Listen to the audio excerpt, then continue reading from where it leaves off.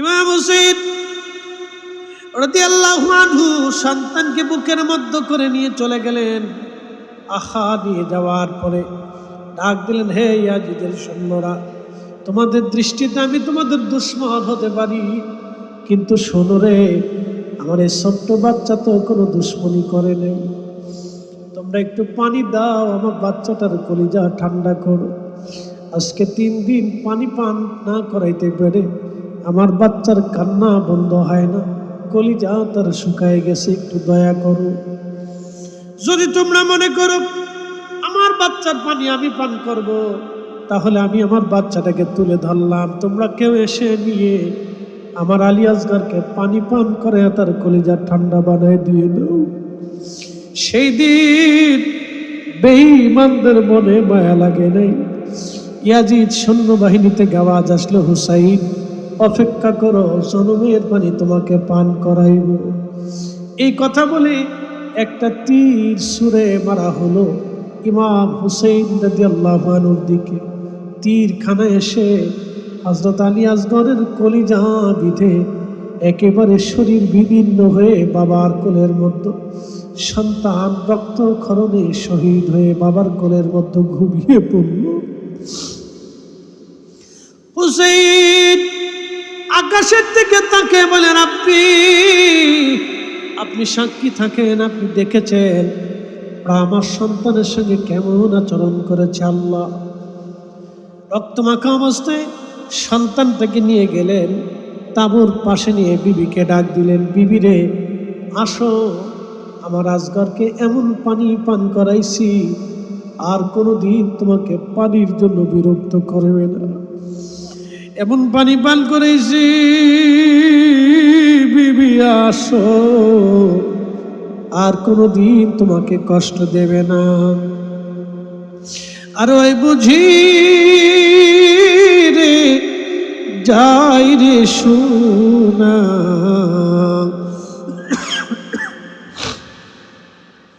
আর ওই বুঝি রে যাই রে সোনা, কারবালার মাতম জারি। কান্দে ইমাম হুসাইন বিনয় করি, আলী আসগরের লাশ কোলে ধরি। কান্দে ইমাম হুসাইন বিনয় করি, আলী আসগরের লাশ বুকে ধরি। এক ফোঁটা পানি দিল না ওরা, বুকেতে তীর দিল মারি। চট্টগ্রামবাসী সেই দিন ইমাম হুসেন ডাকতে বলল, বিবি রে, আমার আলী আসগর কেমন পানি পান করাইছি। বিবি তুমি দেখো, আমার নানা রাহমাতুল লিল আলামিন তো সময় তাকে হাউজে কাউসারের পানি পান করাইয়া আমার নানা তার কলিজা ঠান্ডা বানায় দিয়েছে। ইমাম জয়নুল আবেদিন বললেন, একমাত্র বেঁচে যাওয়ার পুত্র সন্তান ছিলাম আমি ছাড়া আর কেউ কারবালায় কোনো পুত্র সন্তান নবী পরিবারে আর বেঁচে ছিল না। শেষ সময় আমার আব্বাজান সবুজ পাগড়ি মাথায় বাঁধলেন, রহমতের নবীর দেওয়া সবুজ পাগড়িখানা মাথায় বাঁধলেন, জুলফিকার তলোয়ার হাতে নিলেন, আমার দাদার জুলফিকার তলোয়ার হাতে নিলেন। সৈয়দনা হযরতে সৈয়দুশ শুহাদা আমির হামজা রাদিয়াল্লাহু আনহু বল্লমখানা, বর্মখানা, লোহার পোশাকখানা তিনি গায়ে দিলেন। বোনের কাছে তিনার আপন ছোট বোন হযরত জয়নব রাদিয়াল্লাহু আনহাকে কাছে ডাকলেন, বোন, তোমাকে আমি নসিহত করার জন্য ডাকছি, আসো, দুটি কথা আমার কাছ থেকে শুনে নাও। হযরতে ইমাম হুসাইন রাদিয়াল্লাহু আনহু বুকের মধ্যে মাথা ঠেকাইয়া, ভাইয়ের বুকের মধ্যে মাথা ঠেকাইয়া বোন হযরত জয়নব রাদিয়াল্লাহু আনহা কাঁদতেছিলেন। ভাইজান, বাবা শহীদ হয়ে গেছে, মা দুনিয়ার থেকে চলে গেছে, আমাদের বড় ভাইকে বিষ প্রয়োগে হত্যা করা, শহীদ করা হয়েছে, আপনাকে দামাত করে এনে কারবালায় নির্মমভাবে শহীদ করার জন্য নিয়ে আসা হয়েছে। আমার 5টা সন্তান এই কারবালায় শহীদ হয়ে গেছে। ভাইজান আপনিও চলে যাচ্ছেন, আমাদেরকে কার কাছে রেখে যাচ্ছেন বলে? ভাই বোনের কান্নার সেই দিন আল্লাহর ফেরেশতাদের কান্না এসেছিল। আহা, পৃথিবী নীরব হয়ে গিয়েছিল তাদের কান্নায়। জয়নুল আবেদিন বললেন, ঠিক তখনই আব্বাজান বললেন, জয়নব রে, আমি তোমাদেরকে আল্লাহর আমানতে রেখে যাচ্ছি, আমি চলে যাচ্ছি, আমি জানি আমাকে তারা শহীদ করবে। জয়নব রে, আমার শাহাদাতের পরে আমার শরীর তারা ছিন্ন বিচ্ছিন্ন করবে, দেহ আমার কর্তৃত্ব করবে। জয়নব রে, আমার সাকিনা আমাকে বড্ড ভালোবাসে, আমি আমার কলিজার টুকরা মেয়েটাকে বেশি ভালোবাসি।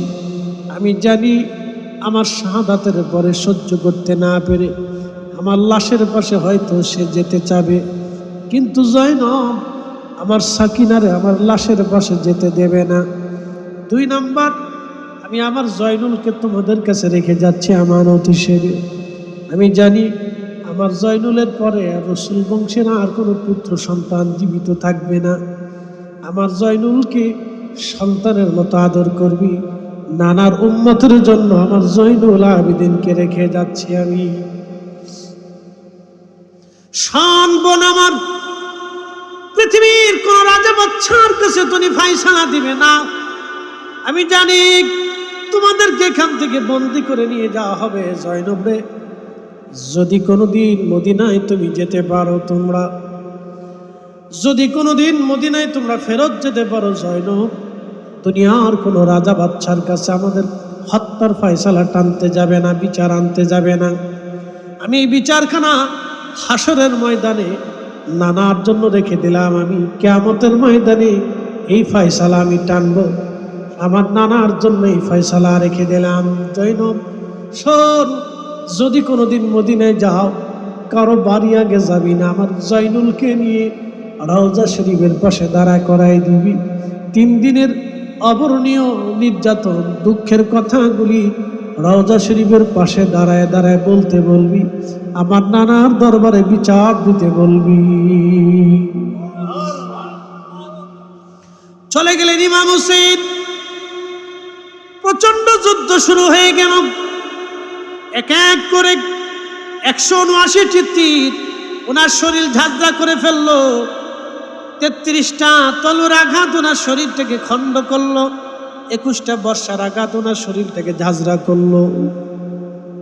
হযরত ইমাম হোসেন ঘোড়ার উপর থেকে পড়ে গেলেন। সীমা আর বুকের মধ্যে চড়ে বসছে, সীমা আর বুকের মধ্যে চড়ে বসছে। হুসাইন রাদিয়াল্লাহু আনহু বললেন, সীমা, আমি বুঝছি তুমি সেই কানো ডোরা কাটা কুকুর। 50 বছর আগে আমার নানা রহমতের নবী বলেছিলেন, হুসাইন রে, আমি স্বপ্ন দেখেছি, আমার স্বপ্ন দেখেছি তোমার রক্তের ভিতরে একটা কালো ডোরা কাটা কুকুর মুখ লাগাইছে। হুসাইন, বুঝছি তুমি কারবালায় শহীদ হবা। আমার নানা 50 বছর আগে আমাকে সুসংবাদ দিয়েছিল।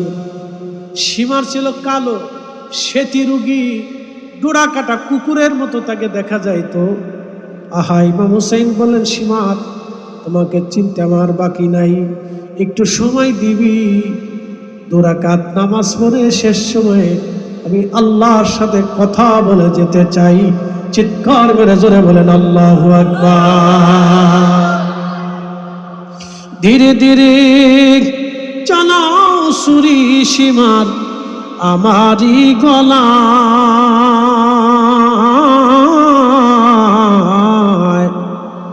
জয়নাল আবেদিনের কান্দন শুনতে দাও আমায়।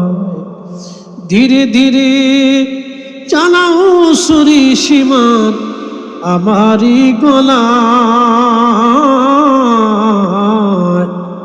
জয়নাল আবেদিনের কান্দন শুনতে দাও আমায়। নামাজ শেষ করলেন, দোয়া করলেন নানার উম্মতের জন্যে। শরীরে রক্ত ঝরতে ছিল, এই অবস্থায় তিনি নামাজ ছেড়ে দেন নাই। আল্লাহ কোরআনে বললেন, ইয়া আইয়ুহাল্লাযীনা আমানুস্তাঈনু বিস-সাবরি ওয়াস-সালাম। হে ঈমানদার, দুই মাধ্যম দিয়ে তুমি আমার সাহায্য চাও। এক নম্বরে সবর, দুই নম্বরে সালাত। ধৈর্যের যদি পাহাড় দেখতে হয়, ইমাম হুসাইনের দিকে তাকান। কোরআনের আয়াত যদি দেখতে চান, ইমাম হুসাইনের দিকে তাকায় দেখেন, একেবারে আল্লাহর কোরআনের প্রতিচ্ছবি তারা ছিলেন। একবার জোরে বলা যাবে আল্লাহু আকবার। এই জন্য আল্লাহ রাসূল বললেন, আমার উম্মত তোমাদের জন্য রেখে গেলাম আমি আল্লাহর কোরআন, আমি রাসূলের সুন্নাত। আর একটা জিনিস তোমাদেরকে রেখে গেলাম, ওয়া ইত্রাতি আহলু বাইতি, আমি নবীর আহলে বাইত তোমাদের জন্য রেখে গেলাম। এই তিনটা জিনিস যদি তোমরা কামড় দিয়ে দাঁত দিয়ে আঁকড়ে ধরে রাখতে পারো, আমার উম্মত তোমরা ধ্বংস হবে না, পথভ্রষ্ট হবে না। একসাথে জোরে বলেন আল্লাহু আকবার। পৃথিবীর দুইজন প্রেসিডেন্ট আছে, একজনের নাম ট্রাম্প আর একজনের নাম পুতিন। বলেন তো কিয়ামতের ময়দানে তাদের গায়ে কি পোশাক থাকবে? আসতে বলবেন না, জোরে বলেন, ভয়ে বলবেন না, নির্ভয়ে বলেন। কিয়ামতের ময়দানে তাদের পোশাক থাকবে? তাদের কোনো মূল্য থাকবে? 4 পয়সা মূল্য। কথা বলেন না কেন? আমাদের প্রধান উপদেষ্টা,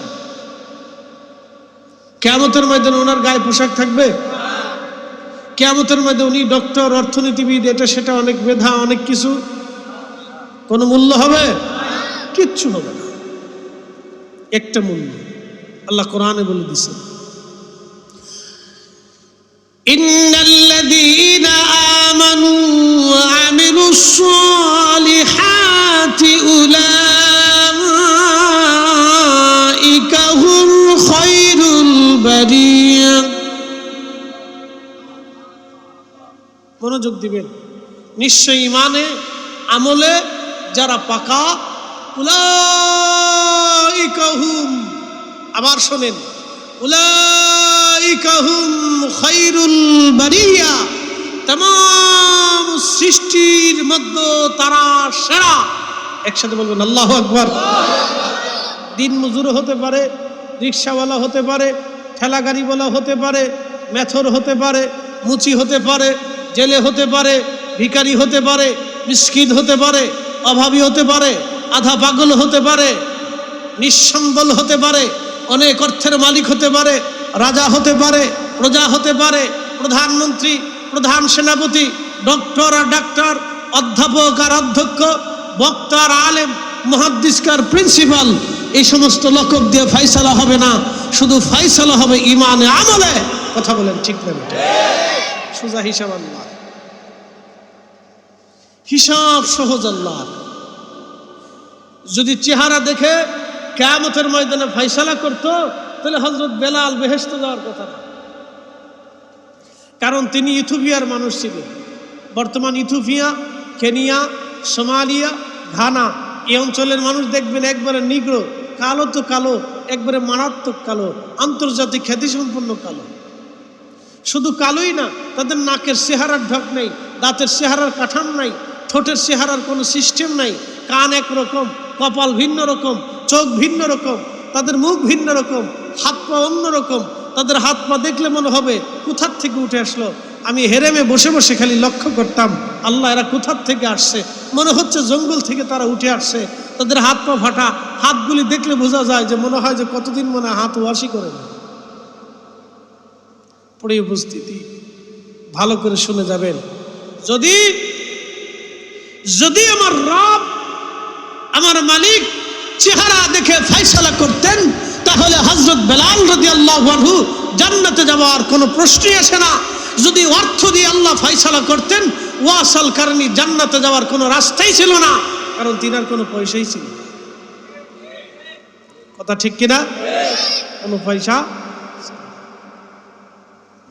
প্রিয় উপস্থিতি, যদি মেধা দিয়ে আল্লাহ ফাইসালা করতেন, তাহলে আবুল হাকাম, আজকে আবু জাহেল, তিনি জ্ঞানের পিতা ছিলেন, একসময় তিনি অনেক বড় জ্ঞানী ছিলেন, তিনার জ্ঞান দিয়ে তিনি বেহেশতে চলে যাইতেন, তাহলে হযরতে আবু যর গিফারি রাদিয়াল্লাহু আনহু জান্নাত খুঁজে পেতেন না। জ্ঞান দিয়ে বেহেশতে যাওয়ার সুযোগ নেই, জ্ঞান দিয়ে আল্লাহকে খুশি করার কোনো রাস্তা নাই। আজকে বসে গেছেন শুধুমাত্র সোহাদায়ে কারবালার মহাব্বতে। আল্লাহর কসম, অষ্টম রজনীতেও আপনারা বাড়ি ফিরে যান নাই কেন? শুধু হুসেইনি মহব্বতে, রসুলের মহব্বতের জন্য আপনারা এখানে বসে আছেন, শুধু একমাত্র কারবালার মহব্বতে বসে আছেন। কথা বলেন ঠিক কিনা? চেয়ারম্যানিতে দাঁড়াবেন, মেম্বারিতে দাঁড়াবেন, কমিটি কি চেয়ারম্যানিতে দাঁড়াবেন? রাস্তার টেন্ডার পাবে? এই মাহফিল দিলে কি সরকারি কোনো সিস্টেম টেন্ডার মেন্ডার পাওয়ার কোনো সুযোগ আছে? কিচ্ছু নেই। সরকারি অনুদান নাই, টেন্ডার পাওয়ার কোনো সিস্টেম নাই, রাতারাতি ধনী হওয়ার সিস্টেম নেই। বাংলাদেশের রাজনীতি হলো সকালে ফকির, রাত্রিবেলা কোটি কোটি টাকার মালিক। কি না বুঝেন নাই মনে হয়? আর 6 বছর পরে বুঝতে পারবেন, সব বুঝতে পারবেন। স্বাধীনতার পর থেকে যারা বুঝছেন বুঝছেন, আমার জন্মের পর থেকে যাহা বুঝতেছি তাহা বুঝতেছি। সকালে ফকির থেকে রাত্রিবেলা ধনী হয়ে যায়। বাপরে বাপ, টাকা কোথার থেকে আসে? মনে হয় আজরাইল আলাইহিস সালাম দিয়ে যায়। আঙ্গুল হুলে কলা গাছ, সব জনগণের টাকা। আপনার ঘামের টাকা, আমার ঘামের টাকা, আপনার ট্যাক্সের টাকা, আমার ট্যাক্সের টাকা, আপনার পরিশ্রমের টাকা, বিদেশের রেমিটেন্সের টাকা।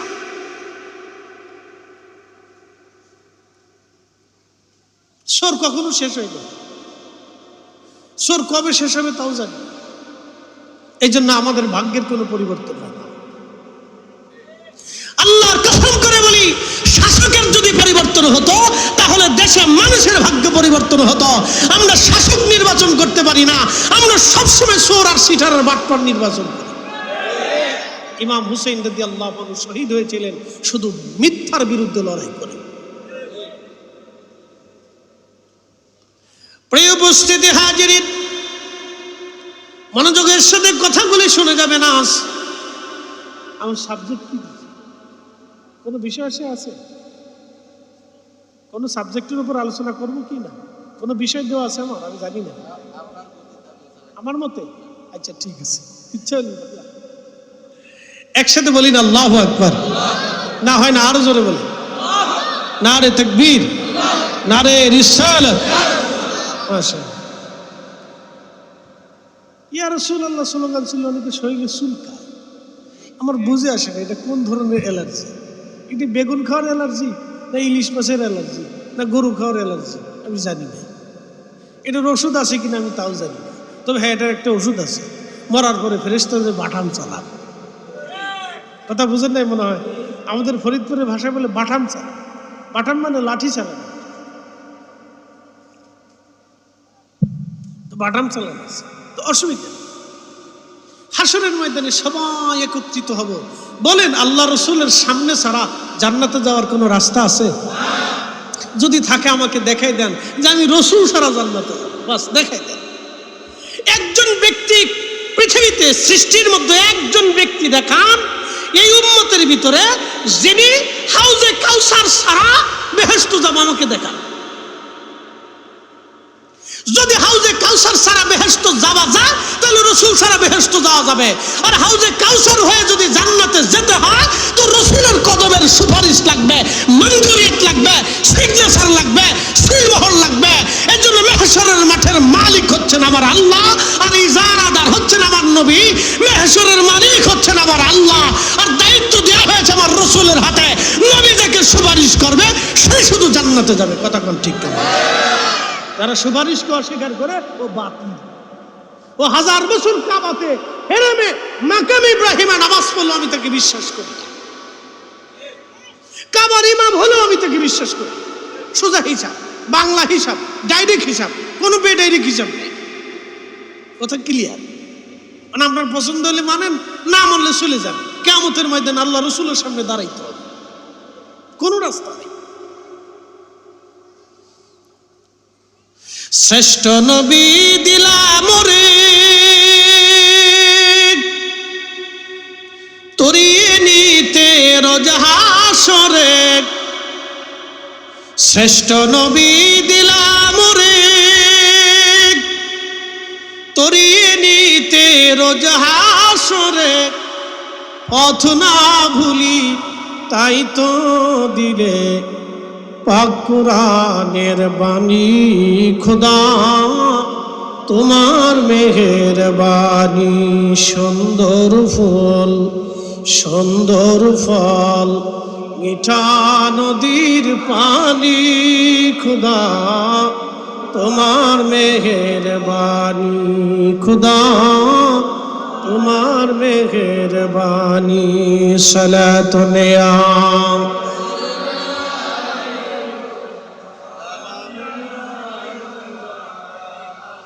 সালাতুন ইয়া রাসূলুল্লাহ।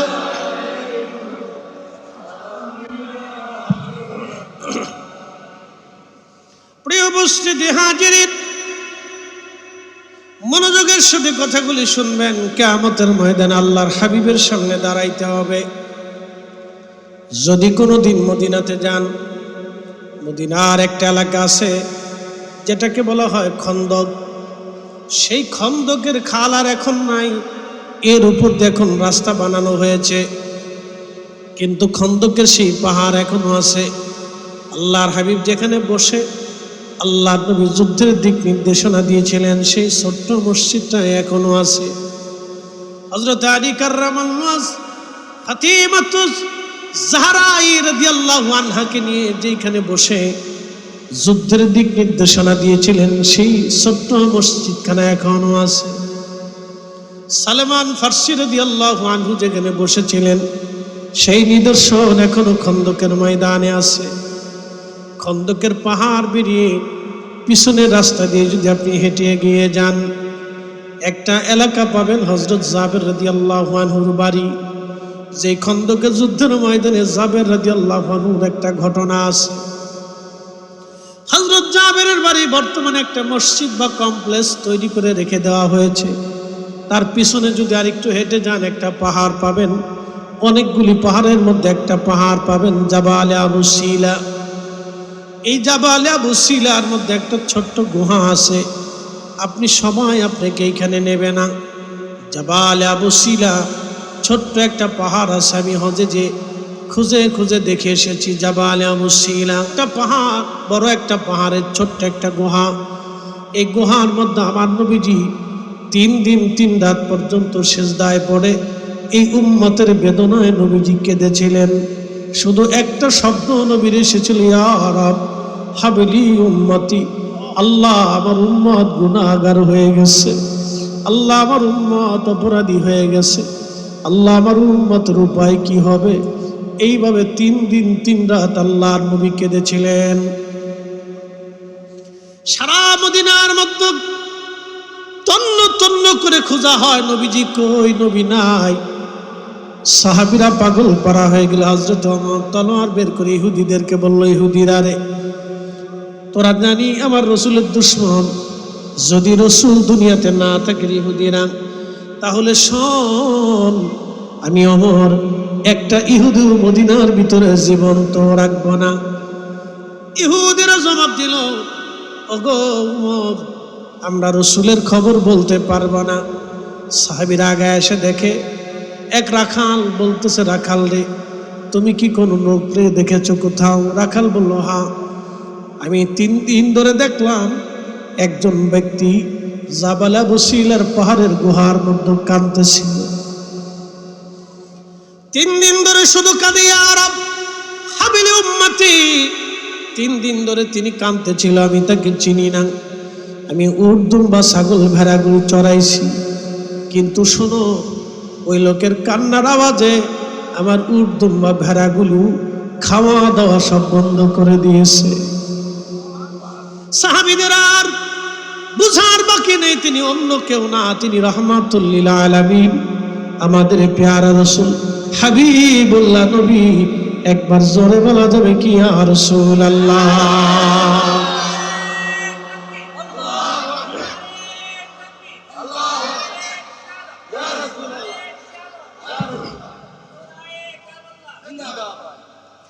সাহাবীরা কাঁদতে লাগছে, ইয়া রাসূলুল্লাহ চলে আসেন আপনি। নবীজি নবীজি মাথা উঠায় না। আবু বকর কাঁধে, ওমর কাঁধে, নবীজি মাথা উঠান না। বলল, আমরা উঠাইতে পারবো না। দেখো, ফাতেমারে খবর দাও। সাইয়্যিদুনা হযরত ফাতিমাতুজ জাহরা রাদিয়াল্লাহু আনহা ডেকে বলেন, আব্বা জান, আপনি উঠেন, মদিনায় ফিরে চলেন। মদিনার মানুষ আপনার অভাবে কান্না জড়িত। নবীজি মাথা উঠান না। ফাতিমা রাদিয়াল্লাহু আনহা ডাক দিয়ে বলতেছেন, আব্বা জান, বুঝছি, মাথা ওঠান না গো আব্বাজান, উম্মতের পেরেশানিতে আপনি কাঁদতেছে। আব্বাজান মাথা ওঠান, আমার দুইটা কলিজার টুকরা সন্তান হাসান আর হুসাইনকে আমি ফাতেমা আপনার উম্মতের জন্য কুরবানি করে দিলাম। আল্লাহর হাবিব মাথা মোবারক উঠাইলেন, রব্বে কারীমের দরবারে কবুল হয়ে গেল। কারবালাটাকে ছোট করে দেখার কোনো সুযোগ নাই, কারবালার ঘটনাটাকে ছোট করে দেখার কোনো সুযোগ নাই। আমরা সুন্নিরা কারবালার ঘটনা স্মরণ করে কাঁদি, আমরা তাদের জন্য মাহফিল সাজাই, আমরা তাদের জন্য দোয়া করি। বাংলাদেশে বহু মুসলমান এই মুহররম মাস আসলে তাবারক রান্না করে গরিব মানুষদেরকে খাওয়ায়। আমাদের দেশের এক প্রকারের মৌলবী উঠে পড়ে লাগছে বেদাতের ফতোয়া দিয়ে বন্ধ করে দেওয়ার জন্য। ওর বেদাতের ফতোয়ার গোষ্ঠী কিলাই, কথা বলেন ঠিক কিনা? সব দুশ্মন, ওর বেদাতের ফতোয়ার গোষ্ঠী কিলাই। এ মুসলমান শুনে রাখবেন, যারা এই উম্মতের জন্য কুরবানি হয়ে গেলেন তারা কারা? আহলে বাইতে রাসূল। আল্লাহর নবী বলে গেলেন, আমার সাহাবীরা, আমার উম্মতেরা, তোমরা শোনো, আল হাসান ওয়াল হুসাইনি বিনা, আমার হাসান আর হুসাইন আমার বংশধর। সবার বংশ হয় ছেলে দিয়ে, আমার রাসূলের বংশ এসেছে মেয়ে দিয়ে। আমার হাসান হুসাইন দুইজন আমার বংশধর, আমার আওলাদ। মান আহাব্বাহুমা ফাকাদ আহাব্বানি। শোনো রে আমার উম্মতেরা, যদি তোমরা তাদেরকে ভালোবাসো আমি রাসূলকেই ভালোবাসা হবে। ওমান আহাব্বানি আহাব্বাহুল্লাহ, আর আমাকে ভালো যদি বাসোই আল্লাহকে ভালোবাসা হবে।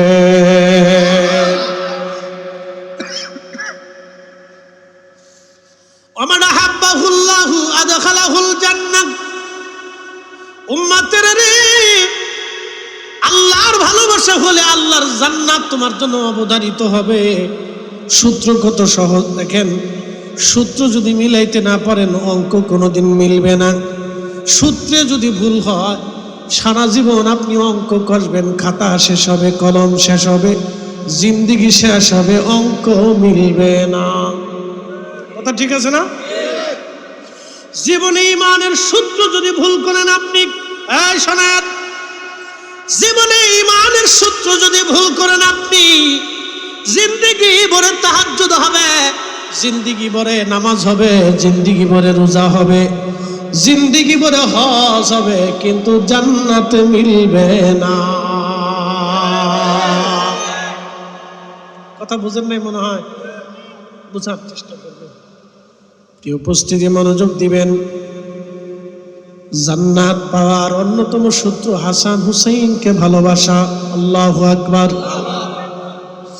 হযরত ইমাম হাসান হুসাইন রাদিয়াল্লাহু আনহুমা, তেনাদেরকে মহব্বত করা জান্নাত পাওয়ার অন্যতম মাধ্যম, অন্যতম সূত্র। আল্লাহর নবী বলে দিয়ে গেলেন 1450 বছর আগে। নবীজি এটাও বলেছিলেন, আমার উম্মতেরা রে, আমার হাসান হুসাইন, আমার হুসাইনকে কারবালার ময়দানে নির্মমভাবে শহীদ করে দেওয়া হবে। উম্মে সালমা রাদিয়াল্লাহু আনহা দেখেন, আল্লাহর হাবিব বসে বসে কান্না করতেছিলেন। আল্লাহর হাবিবের হাত মোবারকের মধ্যে রক্ত দেখা যাচ্ছে, রক্তের একটা শিশি দেখা যায়। আহা, হযরত ইমাম হুসাইন নবীজির কোলের মধ্যে বসা আছে। আল্লাহর নবী চোখের পানি ফেলে ফেলে কাঁদতেছিলেন। উম্মে সালমা রাদিয়াল্লাহু আনহা ডেকে বলেন, ইয়া রাসূলুল্লাহ, কি জন্য আপনি কাঁদতেছেন গো নবীজি?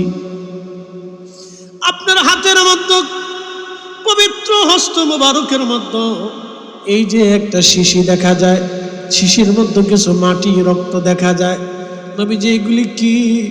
আল্লাহর নবী ডেকে দিয়ে বলেন, উম্মে সালমা রে, শুনে রাখো সালমা, তুমি সালমা রে, এই জিবরাইল আমিন কিছু সময় আগে আমার কাছে এসেছিল। সালমা, আমি কাঁদি, আমার কোলের মধ্যে যে হুসাইনকে নিয়ে আমি আদর করতেছি। সালমা রে, এমন একটা দিন আসবে আমার উম্মতেরা আমার হুসাইনকে কারবালার ময়দানে নির্মমভাবে শহীদ করবে। সেই শাহাদাতের রক্তগুলি, মাটিগুলি জিবরাইল আমার জন্য উপহার পাঠিয়ে দিয়েছেন, আমার কাছে পাঠিয়ে দিয়েছে। সালমারে, এই যে সেই মাটি তোমাকে দিলাম, নিয়ে রাখো। যদি কোনোদিন এই মাটি রক্তে রঞ্জিত হয় তাহলে বুঝবা আমার হুসাইন কারবালায় শহীদ হয়ে গেছে। এক চট্টগ্রামবাসী মনোযোগের সাথে শুনে যাবেন। আহা, আল্লাহর নবী জানতেন হাসান হুসাইন তারা শহীদ হয়ে যাবে, কারণ এটা ফাতেমা রাদিয়াল্লাহু আনহার ওয়াদা। এই উম্মতের ক্ষমার জন্য তারা শহীদ। একবার জোরে বলা যাবে কি ইয়া রাসূলুল্লাহ? তারা এই উম্মতের ক্ষমার জন্য শহীদ। অথচ এই মুহররম মাস আসলে পবিত্র মিম্বরে দাঁড়াইয়া খতিব হাসান হুসাইনের আলোচনা না করিয়া ইয়াজিদের প্রশংসা যারা করে, ওরাই হলো বর্তমান মুসলমানদের জাতীয় বেঈমান। হাত উঁচা করে বলেন ঠিক কিনা?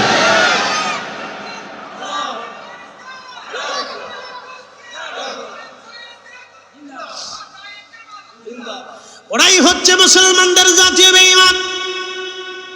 ওরাই ইয়াজিদ ইসলাম বহন করে, আমরা হুসাইন ইসলাম বহন করি। কথা কোন ঠিক কিনা?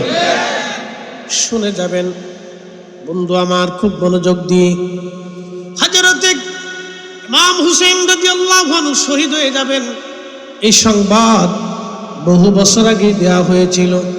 হযরত আলী রাদিয়াল্লাহু আনহু, ইমাম ইবনে কাসির আল বেদায়ের মধ্যে লেখেন, হযরত আলী কাররামাল্লাহু ওয়াজ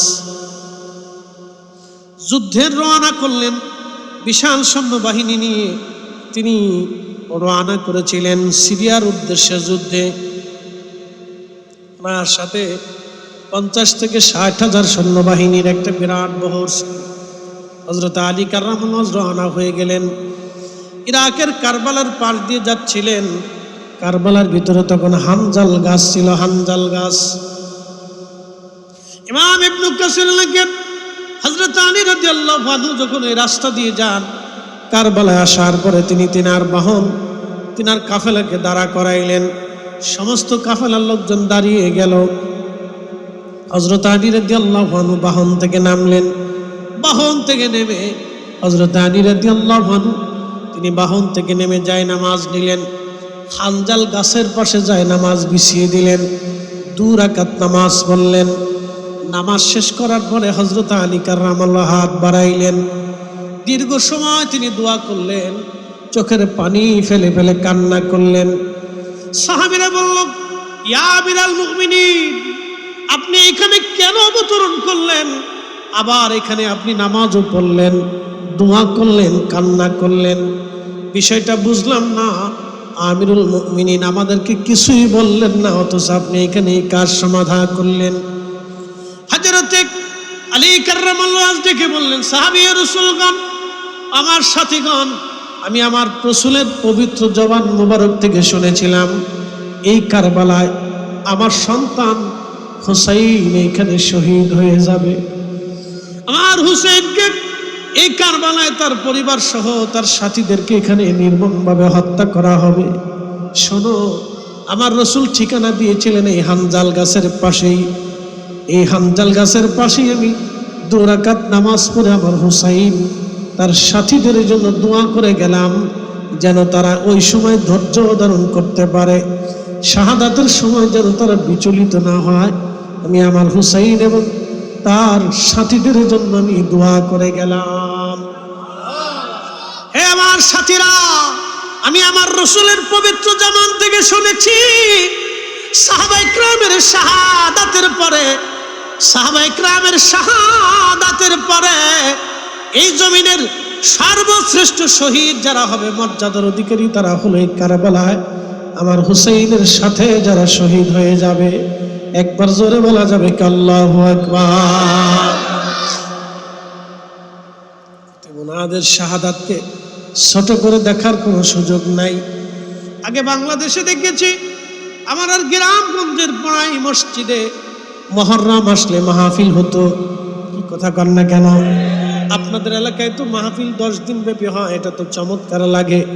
কিন্তু আমাদের উত্তর দক্ষিণ অঞ্চলগুলিতে আগে দেখতাম মুহররম মাস আসলে এলাকার মানুষ চাল ডাল উঠাইয়া এই মুহররম মাসে তাবারক রান্না করে মিলাদ মাহফিল করত, সোহাদায়ে কারবালার স্মরণে উলামায়ে কেরাম ওয়াজ করত, আর মানুষেরা চোখের পানি ফেলে ফেলে দোয়া করত।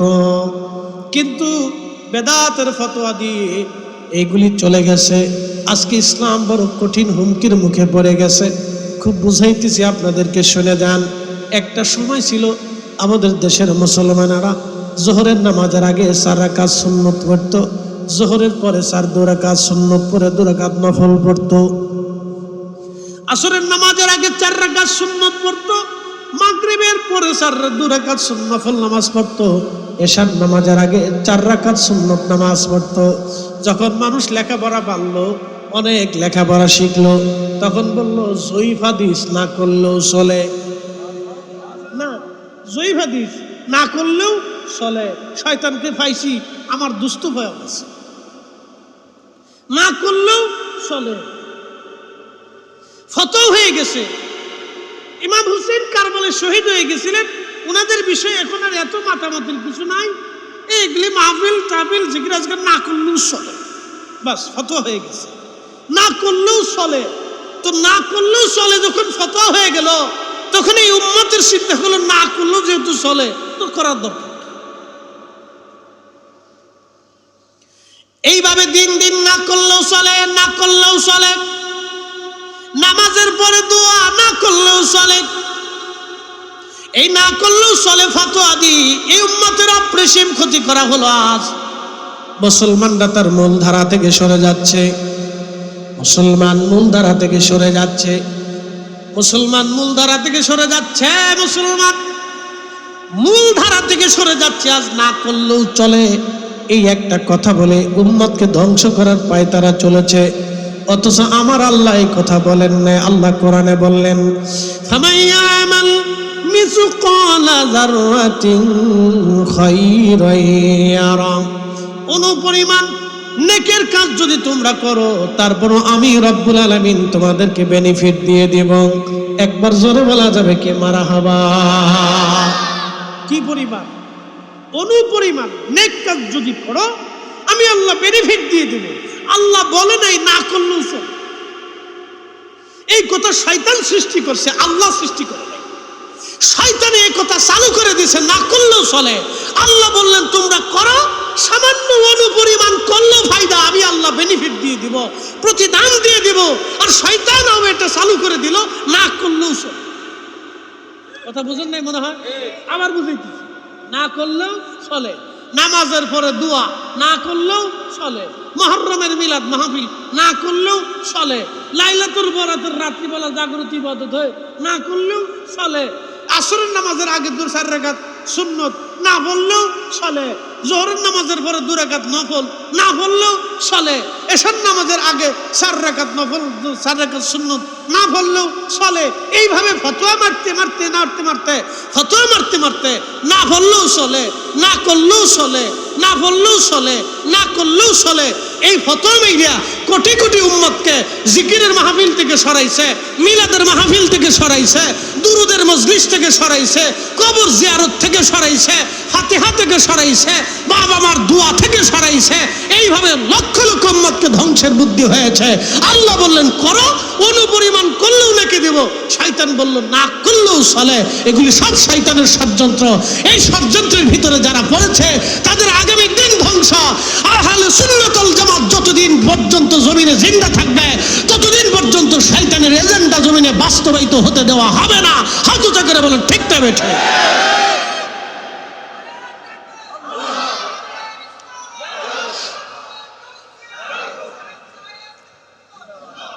না করলেও চলে, শয়তান কোথাকার না করলেও চলে। আল্লাহ তো কথা বলে, আল্লাহ রাসূল তো কথা বলে। প্রিয় উপস্থিতি হাজিরিন, হযরত আমির রাদিয়াল্লাহু আনহু তিনি দোয়া করে দিয়ে চলে আসলেন শুহাদায়ে কারবালার স্মরণে। তখনও তারা শহীদ হন নাই। শাহাদাতের আগে হযরত আলী তাদের জন্য দোয়া করলেন, তাদের জন্য নামাজ পড়ে গেলেন। একসাথে বলা যাবে আল্লাহু আকবার। শাহাদাত তখনও হন নাই, তার আগেই হযরত আলী কাররামাল্লাহু ওইখানে এসে দোয়া করে গেলেন। যাতে তারা শাহাদাতের উপরে ধৈর্যের উপরে ইস্তেকামাত থাকতে পারে। সেজন্য হযরত আলী কারামাল্লাহু রাদিয়াল্লাহু তাআলা আনহু শেরে খুদা আলী মাওলা আলী তিনি দোয়া করেছেন। আল্লাহু আকবার। প্রিয় উপস্থিতি, হযরত ইমাম হুসাইন রাদিয়াল্লাহু আনহু কারবালায় শহীদ হবেন সে কথা তিনিও জানতেন, তার পরিবারও জানতেন, আত্মীয় স্বজনরা অনেকেই জানতেন, সাহাবীদের মধ্যে অনেকের জানা ছিল তিনি শহীদ হয়ে যাবেন। আল্লাহর নবী এজন্য সহিহ বুখারীতে একটা হাদিস নবীজি বলতেন, হালাকাতু উম্মতি আলা ইয়াদাই গিলমাতিন মিন কুরাইশ, আমার উম্মত ধ্বংস হবে আমার কুরাইশ বংশের এক যুবকের মাধ্যমে, আমার উম্মত ধ্বংস হবে, আমার উম্মত ধ্বংস হবে, কুরাইশ বংশের এক যুবকের মাধ্যম দিয়ে আমার উম্মত ধ্বংস হয়ে যাবে। আহা, এই হাদিসখানা ইমাম বুখারী লিখেছেন সহিহ বুখারীতে।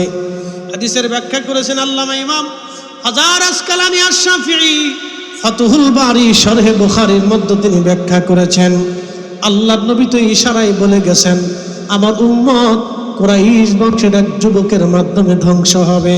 মনে রাখবেন, ইয়াজিদ কিন্তু কুরাইশ বংশের সন্তান ছিলেন, তিনি উমাইয়া শাখা, আর আমাদের হযরত আলী ছিলেন হাশেমি শাখা।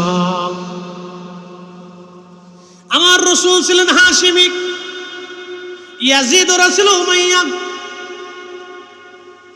এই আল্লাহর কিন্তু দোনোই বংশ ছিল কুরাইশ বংশের অধীনে, দোনো গোত্র ছিল কুরাইশ বংশের অধীনে। এই জন্য আল্লাহর নবী বলেন আমার উম্মত ধ্বংস হবে আমার কুরাইশ বংশের এক যুবকের মাধ্যমে।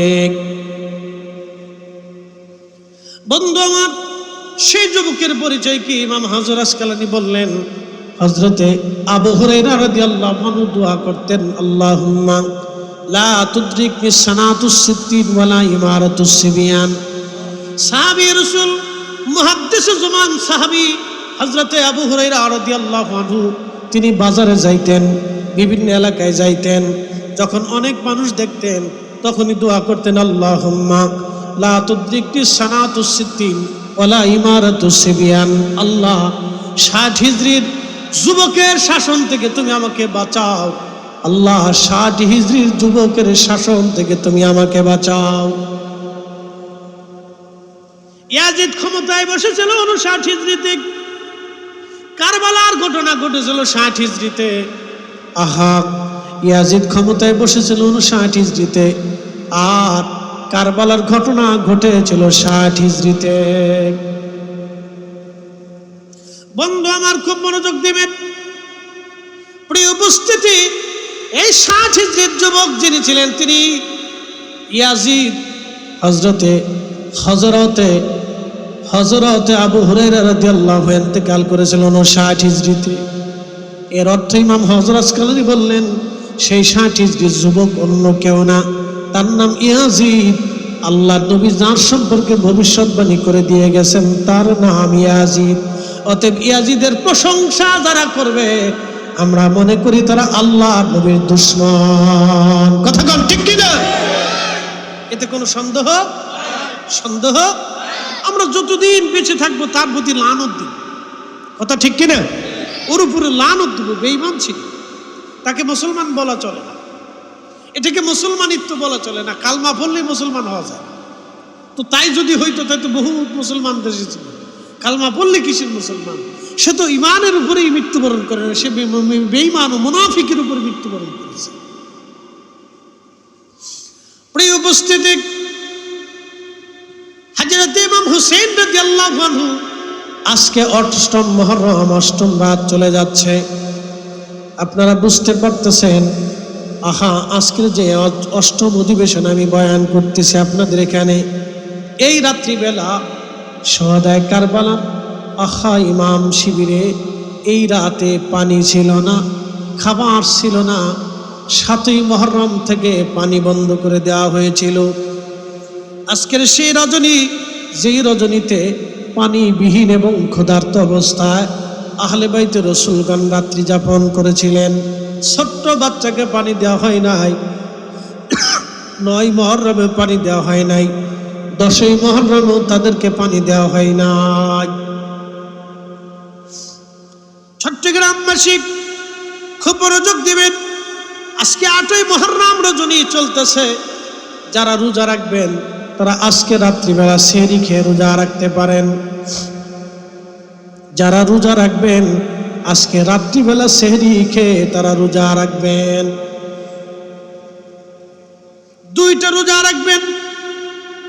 আল্লাহর নবী বললেন, আমার উম্মত আফজালুস সিয়াম, সর্বশ্রেষ্ঠ রোজা বাদা রমাদান, রমজানের পরে সবচেয়ে দামি রোজা, শ্রেষ্ঠ রোজার নাম শাহরুল্লাহিল মুহাররম, রাওয়াহু মুসলিম। আল্লাহর নবী বললেন, মাহে রমজানের পরে সবচেয়ে দামি রোজার নাম মুহররমের রোজা, 9 তারিখ আর 10 তারিখ। 2টা রোজা তোমরা রাখবে আমার উম্মতেরা। মুহররমের রোজা হলো মাহে রমজানের পরে সবচেয়ে দামি রোজা। একসাথে বলবেন আল্লাহু আকবার। আল্লাহ রাসূল রোজা শিখিয়ে দিয়েছে, তোমরা রোজা রাখবা। কিন্তু শিয়া যারা, তারা পিঠ কাটি, তাজিয়া করে, আরো আনুষঙ্গিক ঘোড়া গাদা পিটাইয়া তারপরে তারা গান বাদ্য বাজায়া নর্তন কীর্তন করে। এগুলি ইসলামে হারাম। ইসলামে কি না? জোরে বলেন ইসলামে কি? আরো জোরে বলেন ইসলামে কি? ঘোড়া বানাইয়া পুতুল বানাইয়া নাচানাচি করে, নর্তন কীর্তন করে, শরীর চাপে, পিঠ কাটে, রক্ত ঝরা, ইসলামে কি হারাম। ইসলাম এটাকে সমর্থন করেন নাই, রাসূল নিষেধ করেছেন। আল্লাহ রাসূলের নিষেধ আছে, তোমরা চুল ছেড়বে না, মানুষ মারা গেলে চুল ছেড়বে না, কাপড় ছেড়বে না, বুক চাপড়াবে না, হাই হতাশ করবে না। মনে রাখবে, যিনার ইচ্ছায় পৃথিবীতে আসছে, যিনার ইচ্ছায় আল্লাহ, যিনার ইচ্ছায় আল্লাহ তাকে নিয়ে চলে গেছেন। এখানে কারোই আমাদের হাত নাই, না আপনার হাত, না আমার হাত, রবের হাত। যিনি দিয়েছেন তিনি নিয়েছেন। এই জন্য শরীর চেপড়ানো যাবে না, শরীর কাটা যাবে না, কর্তন মর্তন করা যাবে না। শিয়ারা যেভাবে করে থাকে এগুলি ইসলাম কখনোই সমর্থন করে না। অধিক বাড়াবাড়ি তারা করে থাকে, পুতুল বানায়, ঘোড়া বানায়, এটারে সাজায় গুজাইয়া তারপরে মিছিল বের করে, এরপরে আরো আনুষঙ্গিক নাচানাচি করে, গান করে, সুরে সুরে গান বাদ্য করে। এগুলি ইসলাম কখনোই সমর্থন করে না। না হুসাইনি, না হুসাইনি ইসলাম, না রাসূলের সাহাবে کرام, না আহলে বাইত রাসূলের কোন সদস্যগণ জীবনে কোনোদিন করেছে, কোনো প্রমাণ আজও পর্যন্ত কোনো প্রমাণ নেই। তবে হ্যাঁ, তারা শরীয়ত মারফত কিছু কাজ করেছিলেন যেটা তারিখের মধ্যে পাওয়া যায়। প্রিয় উপস্থিতি, শরীয়ত ভিত্তিক কিছু কাজ আছে যেগুলি আজকের এই মাহফিল, মারহাবা বলবেন না, আজকের একটা মাহফিল, এই মাহফিলটা শরীয়ত ছিল। এরপরে তিনাদের স্মরণে গরিব মানুষদেরকে খাওয়ানো অথবা দান সদকা করা, তিনাদের মহাব্বতে মাদ্রাসা তৈরি করা, এতিমদেরকে খাওয়ানো, এগুলি উত্তম কাজগুলি আপনারা করতে পারেন, কোনো নিষেধ নাই। কারণ আল্লাহ বলছেন, সামান্য পরিমাণ নেকের কাজ যদি করো আমি রব্বুল আলামিন তার বেনিফিট তোমাকে দিয়ে দিব, প্রতিদান আমি আল্লাহ তোমাকে দিয়ে দিব। আহলে বাইতে রাসূল ইমাম হুসাইন এই 8ম রাত মুহররম কারবালায় উপস্থিত ছিলেন। সেদিন পানিবিহীন, পানির যে কত যন্ত্রণা এটা যদি বুঝতে চান তো আপনি সৌদি আরব যাবেন। প্রচন্ড গরম। গত বছর আমি হজে ছিলাম, এই হজের আগের বছর, গত বছর হজে ছিলাম, আমার চোখের সামনে আরাফাতের মাঠে এক হাজী মারা গেল। আহা, পানি পর্যন্ত যত পানি খাবেন পানি বের হয়ে যায়, এত প্রচন্ড গরম। আরাফা থেকে হেঁটে হেঁটে মুজদালিফা হয়ে একবারে মিনা হয়ে জমারাতে শয়তানরে পাথর মেরে একবারে হাঁটতে হাঁটতে হেরেম আসলাম। তাওয়াফ করলাম, তাওয়াফ করে সাই করে, তাওয়াফ করে ফরজ তাওয়াফ করে এরপরে আমি হালাল হলাম। একেবারে হাঁটতে হাঁটতে আগের দিন সন্ধ্যা রওনা দিয়ে পরের দিন জোহর পর্যন্ত একটানা হেঁটেছিলাম। শরীরের যত পানি খাইছিলাম সব পানি কাপড়ের সাথে বের হয়ে গিয়েছিল। বিশ্বাস করেন, এই নর্মাল পানিতে কলিজা ঠান্ডা হয় না। ওই সময় প্রচণ্ড ঠান্ডা পানি খাইলে কলিজা কোনো রকম ঠান্ডা লাগে, ভালো লাগে। কারণ শুধু এমন আবহাওয়া নাকের ভিতর দিয়ে ঢুকে আপনার কলিজা পর্যন্ত শুকাই দিয়ে ফেলে। সৌদি আরবের আবহাওয়া শুষ্ক আবহাওয়া, কলিজা পর্যন্ত শুকায় যায়, আপনার নাক শুকিয়ে যাবে, আপনার ঠোঁট শুকিয়ে যাবে, আপনার কলিজা লাশ পর্যন্ত শুকায় দেয়, এমন কঠিন আবহাওয়া। এই জন্য এই দেশে বেশি পরিমাণে পানির দরকার। কারবালার ময়দানে 3 দিন পর্যন্ত পানি দেওয়া হয় নাই। আপনি বুঝতে পারতেছেন তাদের সেই দিন কত কষ্ট এবং কঠিন ছিল। আহা, 7ই মুহররম থেকে 10ই মুহররম সকাল পর্যন্ত পানি বন্ধ হয়ে গেল। ইমাম হুসাইন রাদিয়াল্লাহু আনহু যুদ্ধের জন্য প্রস্তুতি নিলেন। যুদ্ধের জন্য প্রস্তুতি নিয়ে তিনি উটের পিঠের উপরে সওয়ার হয়ে চিন্তা করলেন, শেষবার নানার উম্মতকে একটু পরামর্শ দিয়ে আসি, নসিহত করে আসি, দেখি তারা ফিরে আসে কিনা, আমি আমার দায়িত্ব পালন করে আসি। এর উপরে সওয়ার হয়ে ইমাম হুসাইন 22,000 ইয়াজিদি সৈন্যদের সামনে দাঁড়িয়ে যে বলেন, হে ইয়াজিদের সৈন্যরা, তোমরা তো জানো আমি কে। আমার মা সাইয়্যিদাতুন নিসাই আহলিল জান্নাহ, যিনি জান্নাতের রমণীদের সর্দারিনী। আমার বাবা শেরে খুদা আলী, আমার বড় ভাই হাসান, আমি হুসাইন সাইয়্যিদা শাবাবি আহলিল জান্নাহ। আমরা 2 জন জান্নাতের যুবকদের সর্দার।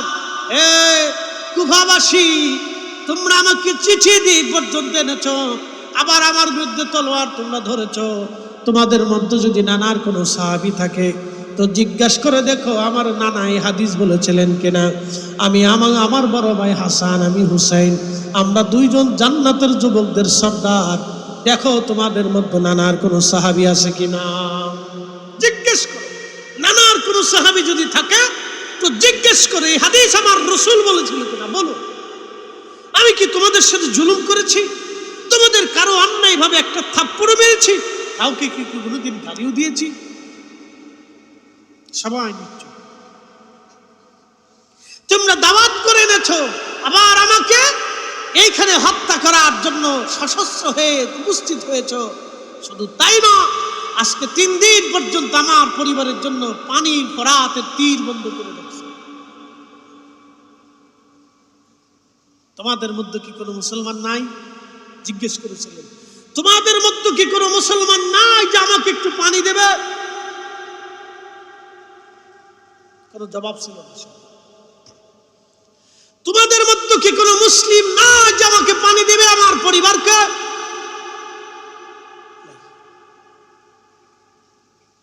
22,000 কালমা পড়লে বলা মুসলমান দাঁড়িয়ে আছে। কালেমা হলে হবে কি যদি ইশকে রাসূল না থাকে? টুপি মাথায় দিয়ে হলে হবে কি যদি ইশকে রাসূল না থাকে? সিজদার মধ্যে পড়ে হলে হবে কি যদি ইশকে রাসূল না থাকে? হজের তাওয়াফ করে হবে কি যদি ইশকে রাসূল না থাকে? জিকিরের মজলিসে বসে হবে কি যদি ইশকে রাসূল না থাকে? যাকাতের মজলিসে যাকাত প্রদান করে হবে কি যদি ইশকে রাসূল না থাকে? কোরআন তেলাওয়াত করে হবে কি যদি ইশকে রাসূল না থাকে?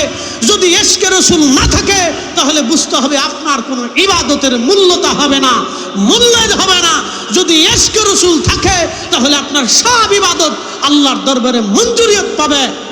ঠিক করে সোজা হিসাব সহজ। তোমাদের মধ্যে কি কোনো মুসলিম নাই আমাকে একটু পানি দেবে? জবাব ছিল না। আপনি শুনলে আরো আশ্চর্য। সেই 22,000 সৈন্যের প্রধান সেনাপতির নাম ছিল আমর বিন সাদ। বাবার নাম ছিলেন সাদ বিন আবি ওয়াক্কাস রাদিয়াল্লাহু আনহু। নবীজির 10 সাহাবী ছিল জান্নাতের সুসংবাদ প্রাপ্ত। আবু বকর ফিল জান্নাতি, আবু বকর ফিল জান্নাতি, ওমর ফিল জান্নাতি, উসমান ফিল জান্নাতি, আলী ফিল জান্নাতি, তালহা ফিল জান্নাতি, জুবাইর ফিল জান্নাতি, আব্দুর রহমান ইবনে আউফ ফিল জান্নাতি, সাইদ ইবনে জুবাইর ফিল জান্নাতি, আবু উবাইদা ইবনে জাররাহ ফিল জান্নাতি, সাদ বিন আবি ওয়াক্কাস রাদিয়াল্লাহু আনহু ফিল জান্নাতি। 10 জন সাহাবী জান্নাতের সুসংবাদ প্রাপ্ত। 10 নম্বর সাহাবী যিনি সাদ বিন আবি ওয়াক্কাস, দুনিয়া থেকে জান্নাতের সার্টিফিকেট নিয়েছিলেন। তার ছেলে আজ টাকার অর্থের লোভে 22,000 সৈন্যের দায়িত্ব নিয়ে, সেনাপতির দায়িত্ব নিয়ে আহলে বাইতে রাসূলকে জবাই করার জন্য সে আজ নেতৃত্ব নিয়ে এসেছে। তার অর্থ হলো টাকার বিনিময়ে ক্ষমতার কাছে মানুষের ঈমান বিক্রি হয়ে যায়। কথা কর না কেন, তোরে বলে টাকা আর ক্ষমতার কাছে মানুষের ঈমান বিক্রি হয়ে যায়। এটা আজকে না তো, এটা কারবালা থেকে বোঝা যায়। এমন একজন সাহাবীর বেটা, যেই সাহাবী জান্নাতের সুসংবাদ নিয়ে দুনিয়া থেকে চলে গেল, তার রক্ত আজকে আসছে, যার সার্টিফিকেট নিয়ে বেহেশত চলে গেছে, তার আওলাদকে হত্যা করার জন্য তার রক্ত আজকে আসছে, তার আওলাদ আসছে। শুনলে আপনার গা শিহরে উঠবে, চামড়া পশমগুলি দাঁড়িয়ে যাবে। এটা কি করে হতে পারে? হ্যাঁ, ক্ষমতার কাছে, টাকার কাছে মানুষের ঈমান বিক্রি চিরসত্য। আপনি বুঝেন না? মধ্যপ্রাচ্যের পেট্রো ডলার ভাইয়া মৌলবী ফতোয়া দিচ্ছে ইয়াজিদ রহমতুল্লাহ। কি কথা কন না কেন, জোরে বলেন। হ্যাঁ, এই যে দেশে আছেন, আমাদের দেশে আমিন, তা আমরা দেশের যুবকরা চিন্তা করলো, বাপরে বাপ কত সুন্দর করে আমিন খুশি, এটা বেশ। ও তো জানে না যে পিছনে রহস্যটা কি। আমিন বাস খুব সুন্দর করে শিখেছি, এটা সহি পথ। কি কর সহি পথ, বুঝেন নাই মনে হয়? আচ্ছা, আমার ভাষা কি আপনারা বুঝতে পারেন? বুঝলে ভালো। কারণ আমাদের চট্টগ্রামের আঞ্চলিক ভাষা আমি কিছু বুঝি না, খালি চাইয়ে থাকি আপনি কি কর। আগে সিলেটেরটা বুঝতাম না, এখন সিলেট যাইতে যেতে যাইতে যেতে সিলেটিটা বুঝি। তো শোনা ভালো আসুন, সব ভালো আসুন, সব বহু আপনার ওয়াজ দা বাক্কা মজা লাগে, সব এটাও ওয়াজ করুন, সব পরিযায় লাগে। সব সিলেটি ওয়াজ খুব ভালো, সিলেটি মানুষের কথা খুব চমৎকার, তারা খুব ভালো লোক, সিলেটের প্রশংসা করি। তারা অধিক ওলি আল্লাহ প্রেমিক, একসাথে বলবেন আল্লাহু আকবার। অধিক ওলি আল্লাহ প্রেমিক, সিলেটের গ্রামে গ্রামে গঞ্জে গঞ্জে ওলি আল্লাহ প্রেমিক। একজন ব্যক্তি সারা সিলেটটাকে তিনি সুন্নিয়ত প্রতিষ্ঠিত করেছেন, আল্লামা সাহেব কেবলা ফুলতুলি রহমতুল্লাহ। একজন ব্যক্তি, ওয়ানলি 1%। নারায়ে রিসালাতের জন্য ওনাকে পিটিয়েছিল, মারতে মারতে মারতে মারতে কাদার ভিতরে নিয়ে, কাদার ভিতরে হাত মুখ দিয়ে ডুবিয়ে দিয়েছিল। উনি বুঝতে পারতেছিলেন আমি হয়তো মারা যাব। উনি ওই অজ্ঞান হওয়ার আগ পর্যন্ত বলতেছিল ইয়া রাসূলুল্লাহ, ইয়া রাসূলুল্লাহ, ইয়া রাসূলুল্লাহ, ইয়া রাসূলুল্লাহ। সেই দিন ওনার ইয়া রাসূলুল্লাহর স্লোগানটা আল্লাহর রাসূলের দরবারে এমন ভাবে কবুল হয়েছিল যে সিলেটের রন্দে রন্দে রন্দে রন্দে লক্ষ লক্ষ মানুষের মুখে ইয়া রাসূলুল্লাহ স্লোগান বের হয়। একসাথে বলবেন আল্লাহু আকবার।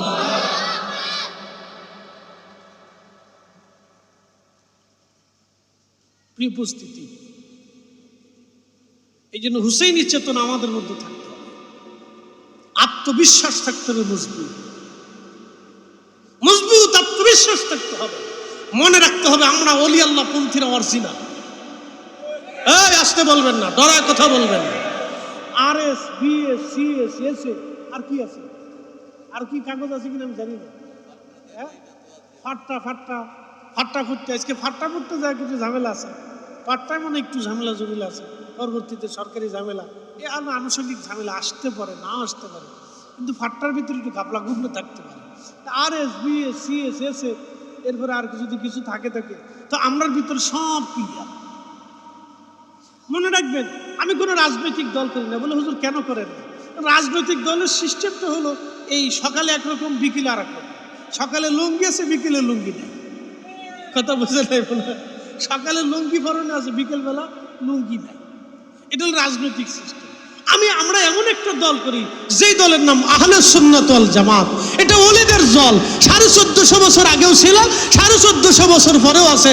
কিয়ামত পর্যন্ত যতদিন জমিন থাকবে, আসমান থেকে বৃষ্টি আসবে, সূর্য উদিত হবে, আল্লাহু আকবার ধ্বনি থাকবে, ততদিন আহলে সুন্নাত ওয়াল জামাত থাকবে। কথা বলবেন? আমরা ওই দল সোজা হিসাব, সেই দল করি। আপনার ভালো লাগলে করেন, না করলে চলে যান। এই দল কিয়ামতের ময়দানে কথা বলে, কি বুঝেন নাই মনে হয়? কিয়ামতের ময়দানে কি বলবে? কথা বলবে এই দল আহলে সুন্নাত ওয়াল জামাত। কিয়ামতের ময়দানে কথা বলবে, তুমি কি আহলে সুন্নাত ওয়াল জামাত ছিলে? যদি থাকো তো আরশে মুআল্লার নিচে আসো, আর যদি না থাকো সুহকান সুহকান, দূর হ দূর হ। আমি রাসূলের দরবারে তোর কোনো জায়গা নাই। আপনি ঠিক বললেও ঠিক, না ঠিক বললেও ঠিক, মানলেও ঠিক, না মানলেও ঠিক। এটাই ঠিক, আহলে সুন্নাত ওয়াল জামাতই ঠিক, মানলেও ঠিক না মানলেও ঠিক, আপনি বিশ্বাস করলেও ঠিক না করলেও ঠিক। আপনার বিশ্বাস আর অবিশ্বাস দিয়ে আহলে সুন্নাত ওয়াল জামাত চলে না। আহলে সুন্নাত ওয়াল জামাত আল্লাহর রাসূলের তরিকায় চলে, সাহাবে কিরামের তরিকায় চলে, আউলিয়া কিরাম যে রাস্তা বাতলাই দিয়ে গেছে, আহলে সুন্নাত ওয়াল জামাতের রাস্তাই সেটা। ওলির দল আল্লাহর দল, ওলির দল নবীর দল, এটাই হিজবুল্লাহ হুমুল গালিবুন। এ দল কিয়ামত পর্যন্ত বিজয় হতে থাকবে, কিয়ামত পর্যন্ত পৃথিবীর সমস্ত শক্তি চেষ্টা করবে এই জামাতকে নিবৃত করতে পারবে চিরসত্য। মানে আপনারা একিনে ধরলে আসেন, না ধরলে নাই, কোনো সমস্যা নেই। একিনে যদি ধরে তো আসেন, না আসলে কোনো সমস্যা নেই। কারণ পৃথিবীতে 800 কোটি মানুষের ভিতরে 600 কোটি অমুসলিম, তারা সবাই মিলেও চেষ্টা করলেও মুসলমান পৃথিবী থেকে মিটাইতে পারবে না। সবাই মিলে চেষ্টা করলেও পারবে না, অসম্ভব, এটা পারবে না। কিয়ামতের আগে তারা চেষ্টা করবে, মুসলমান বহু হত্যা হবে, তারপরে আল্লাহ ইমাম মাহাদিকে দুনিয়াতে পাঠাবে, এমন বাটাম চালান দিবে যেই বাটাম চালান তাদের 14 গোষ্ঠীর জীবনে খাইবে। এক বাটাম চালানে সারা পৃথিবীর কাফের কুফার যেখানে ছিল সব মুসলমান হয়ে যায়, কালমা পরে সব তারের মতো সোজা হয়ে যায়। আল্লাহ রসুল বললেন, ও আমার উম্মত, আমার মাহাদি আমার হাসান হুসাইনের রক্তের মাধ্যমে দুনিয়াতে আসবে। একসাথে বলবেন আল্লাহু আকবার। আরো জোরে বলবেন না, আরো জোরে। আমার হাসান হুসাইনের রক্তের মাধ্যমে মাহাদি দুনিয়াতে আসবে, হাসান হুসাইনের রক্তের মাধ্যমে মাহাদি দুনিয়াতে আসবে। ইমাম হোসেন জৈনুল আবিদিন, ইমাম মুহাম্মদ বাকের, ইমাম জাফর সাদেক, ইমাম মুসা কাজেম, এইভাবে পর্যায়ক্রমে রসুলের আওলাদ আওলাদ আওলাদ হয়ে রক্ত রক্ত রক্ত রক্ত হয়ে মাহাদি দুনিয়াতে আসবে। গতানুগতিক পৃথিবীর রাষ্ট্র ব্যবস্থা, অর্থনৈতিক ব্যবস্থার ভিতরে তারা থাকবে না, তারা আরবের মরুভূমির ভিতরে, মরুদ্যানে মরুভূমির ভিতরে বসবাস করবে, উট দুম্বা ছাগল ভেড়া বকরি চড়াবে। 40 বছর পর্যন্ত ইমাম মাহাদি মনে হবে তিনি একেবারে সহজ সরল, লেখাপড়া করবে না, কোনো মক্তবেও না, কারো কাছ থেকে একটা কলম বিদ্যাও শিখবে না, কোনো মাদ্রাসায়ও যাবে না, শুধু ছাগল চড়াবে। 40 বছর ছাগল চড়াবে। 40 বছরের রাত শেষ, ওই রাত্রে ইমাম মাহাদির কালবের ভিতরে আমার রব আমার আল্লাহ সমস্ত এলেমকে আমার আল্লাহ ঢুকে। নাচতে বলে আরো জোরে বলে। হ্যাঁ, এই জন্য হুসাইনি রক্ত সহজ করে দেখবে, কারবালার শাহাদাতটাকে সহজ করে দেখার কোনো সুযোগ নেই। যারা সুযোগ খুঁজে সব দুশ্মন, সব এজিদের পিতা। প্রিয় উপস্থিতি হাজিরিন, হযরত ইমাম হুসেন রাদিয়াল্লাহু আনহু কারবালায় উপস্থিত হয়ে সবাইকে আহ্বান করলেন, কিন্তু কোনো আহ্বানে কাজ হলো না। সেনাপতি আমর একটা বর্ষা নিক্ষেপ করলেন। সেনাপতি আমর, যার কথা বলছিলাম, জান্নাতি সাহাবীর সন্তান সেনাপতি আমর, একখানা বর্ষা নিক্ষেপ করে বলেন, হুসাইন সাক্ষী দেখো, আমি সবার প্রথমেই তোমার দিকে বর্ষা নিক্ষেপকারী। ইমাম হুসেন জবাব দিলেন, হে আমর, কিয়ামতের ময়দানে তুমিও আমি নানার সামনে দাঁড়াবে, আমিও আমার নানার সামনে দাঁড়াবো। সেই দিন সাহাবীরাও আমার রসুলের সামনে দাঁড়াবে, আমরাও রসুলের সামনে দাঁড়াবো। সেই দিন তুমি জানবে কে হক, আমিও জানবো কে হক। সেদিন তুমিও জানবে কে সত্যবাদী, কে আর মিথ্যাবাদী। তবে তৈরি থাকো আমর, সেই কিয়ামতের ময়দানে তোমার সাথে আমার দেখা হবে।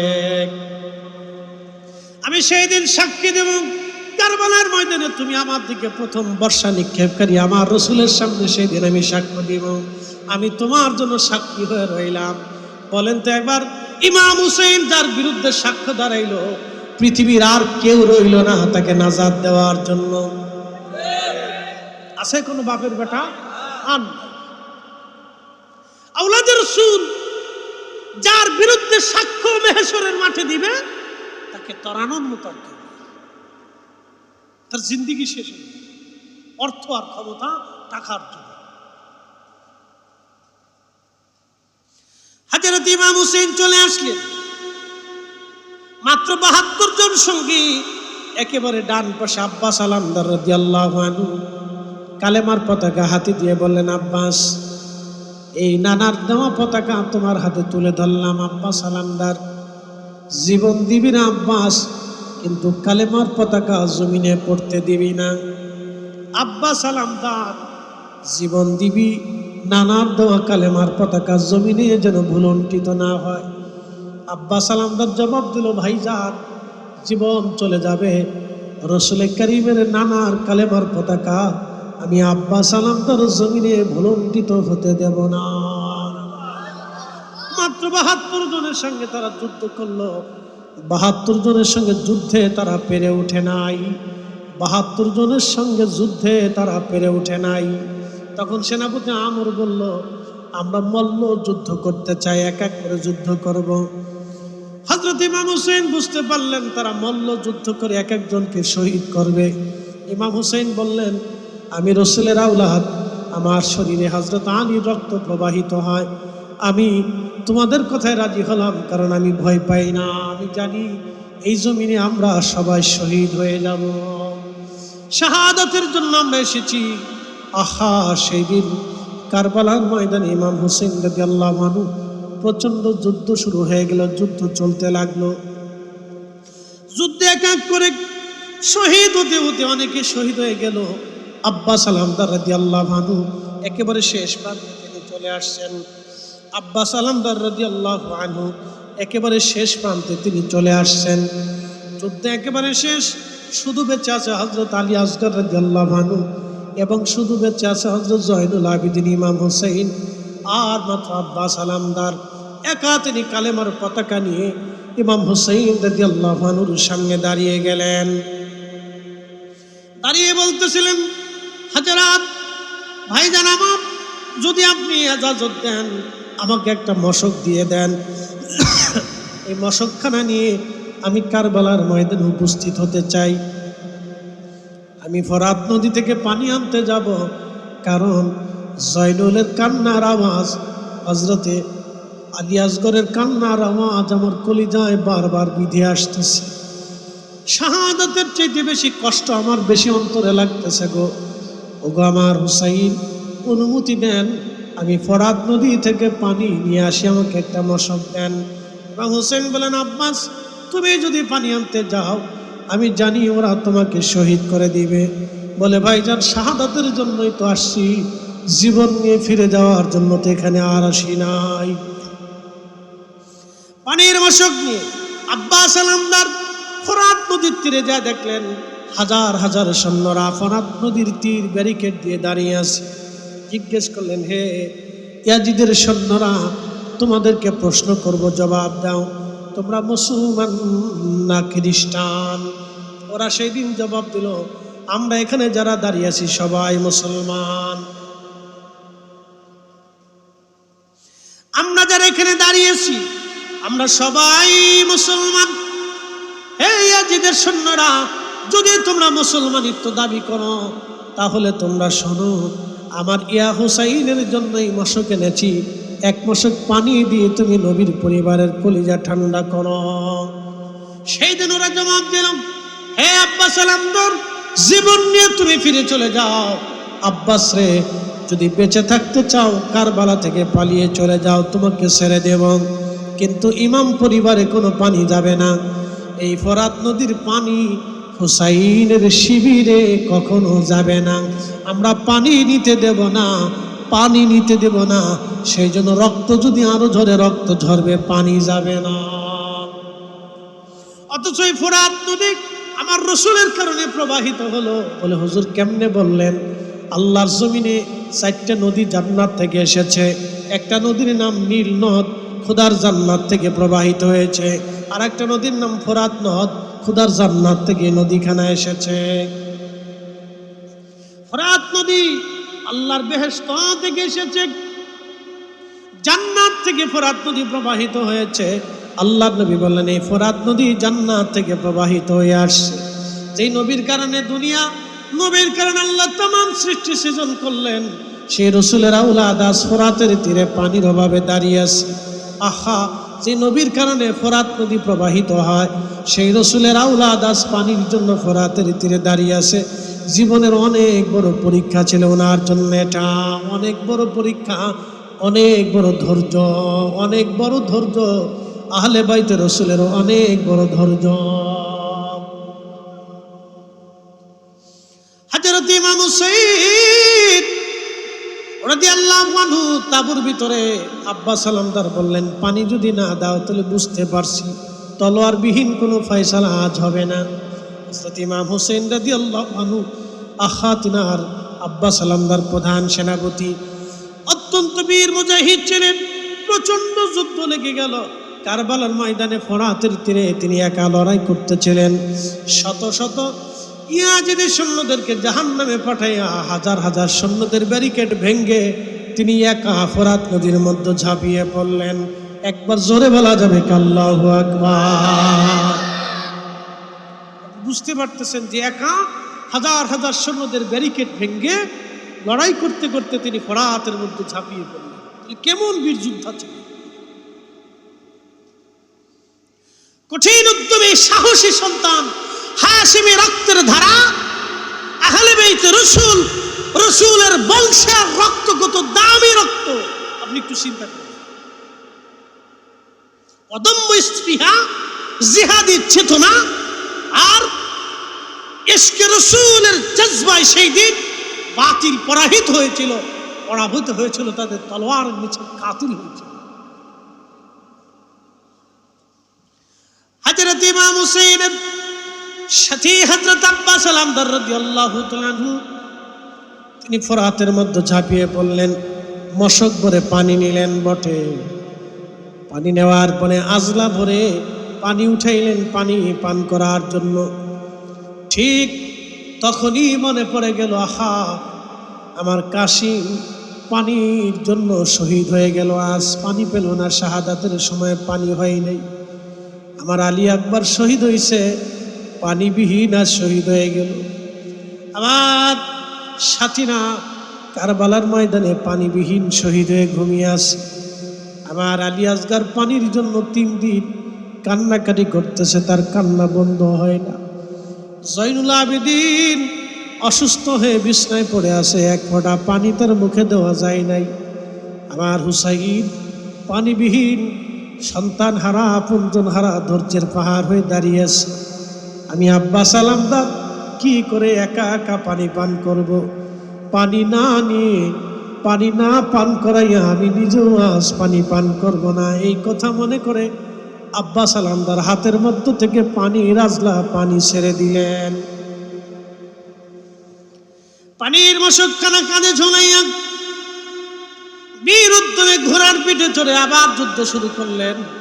আহা কঠিন যুদ্ধে, প্রচন্ড যুদ্ধে হযরত আব্বাস সালামদার রাদিয়াল্লাহু আনহু হাজার হাজার সৈন্যদের ব্যারিকেড ভিড়ে দুর্বল হতে লাগলেন। শরীরে আঘাতের পর আঘাত লাগতে লাগলো। বেঈমানরা পিছন দিক থেকে ওনার ডান হাতখানা আঘাত করলো তলোয়ার দিয়ে। তলোয়ারে আঘাতে ডান হাত কেটে দ্বিখণ্ডিত হয়ে আলাদা হয়ে পড়ে গেল। ডান হাত পড়ে গেল আব্বাস সালামদারের। আহা রক্তের ফোয়ারা চলতে লাগলো। হাতের মায়া করেন নাই, জীবনের মায়া তিনি করেন নাই। এক হাত দিয়ে, বাম হাত দিয়ে পানির মশকখানা চেপে ধরে এক হাত দিয়ে তিনি যুদ্ধ করতেছিলেন। আব্বাস সালামদার এক হাত দিয়ে তিনি যুদ্ধ করতেছিলেন।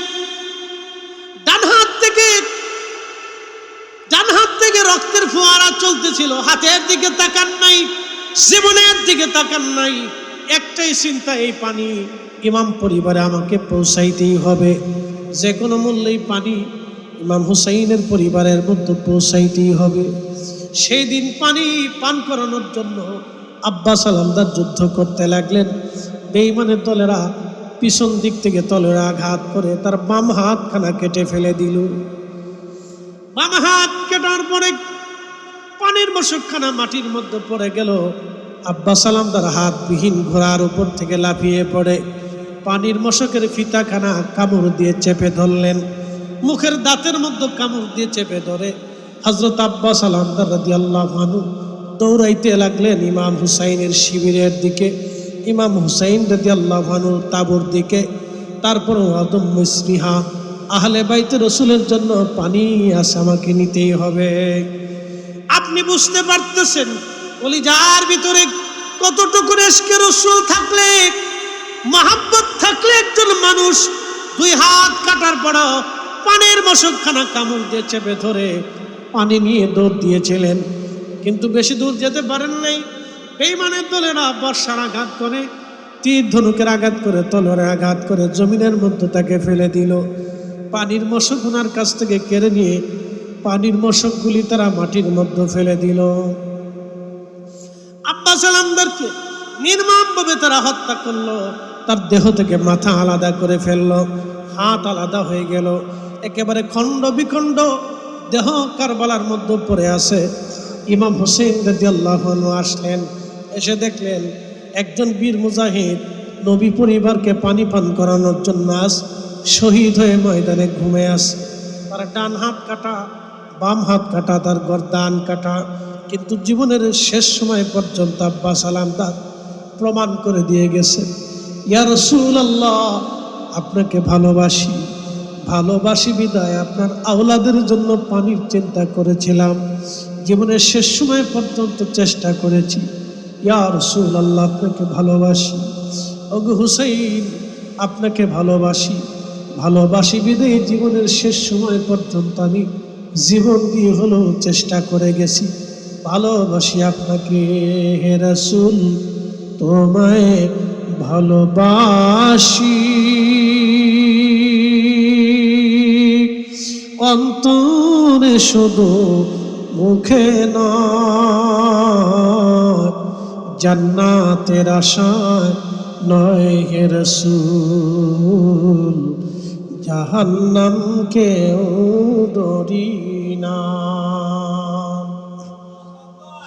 তোমায় আমার আশায় মন ছুটে যায় মদিনায়, তোমায় আমার আশায় মন ছুটে যায় মদিনায়, এ আশিকে দিদার দাও না, আর দূরে থাকিও না। এ আশিকে দিদার দাও না, আর দূরে থাকিও না। হে রাসূল, তোমায় ভালোবাসি, অন্তরে শুধু মুখে নয়, জান্নাতের আশায় নয় হে রাসূল, জাহান্নামকেও ডরি না। সালাতুন ইয়া রাসূলুল্লাহ,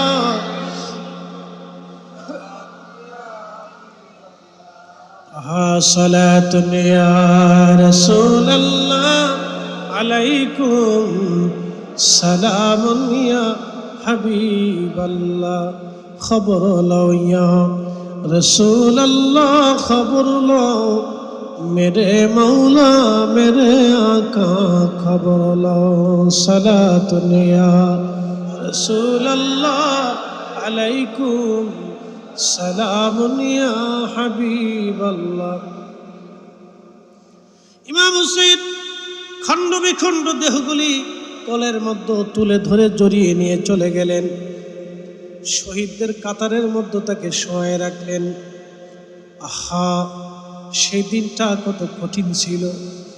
যদি কোরআন আপনি বুঝেন, কোরআনের দিকে যদি আপনি তাকান, আল্লাহ বললেন, আল্লাহ রাব্বুল আলামিন বলেন, ওয়ালা নাবলুওয়ান্নাকুম বিশাইয়্যিম মিনাল খাউফি ওয়াল জুই ওয়া নাকসিম মিনাল আমওয়ালি ওয়াল আনফুসি ওয়াস সামারাত।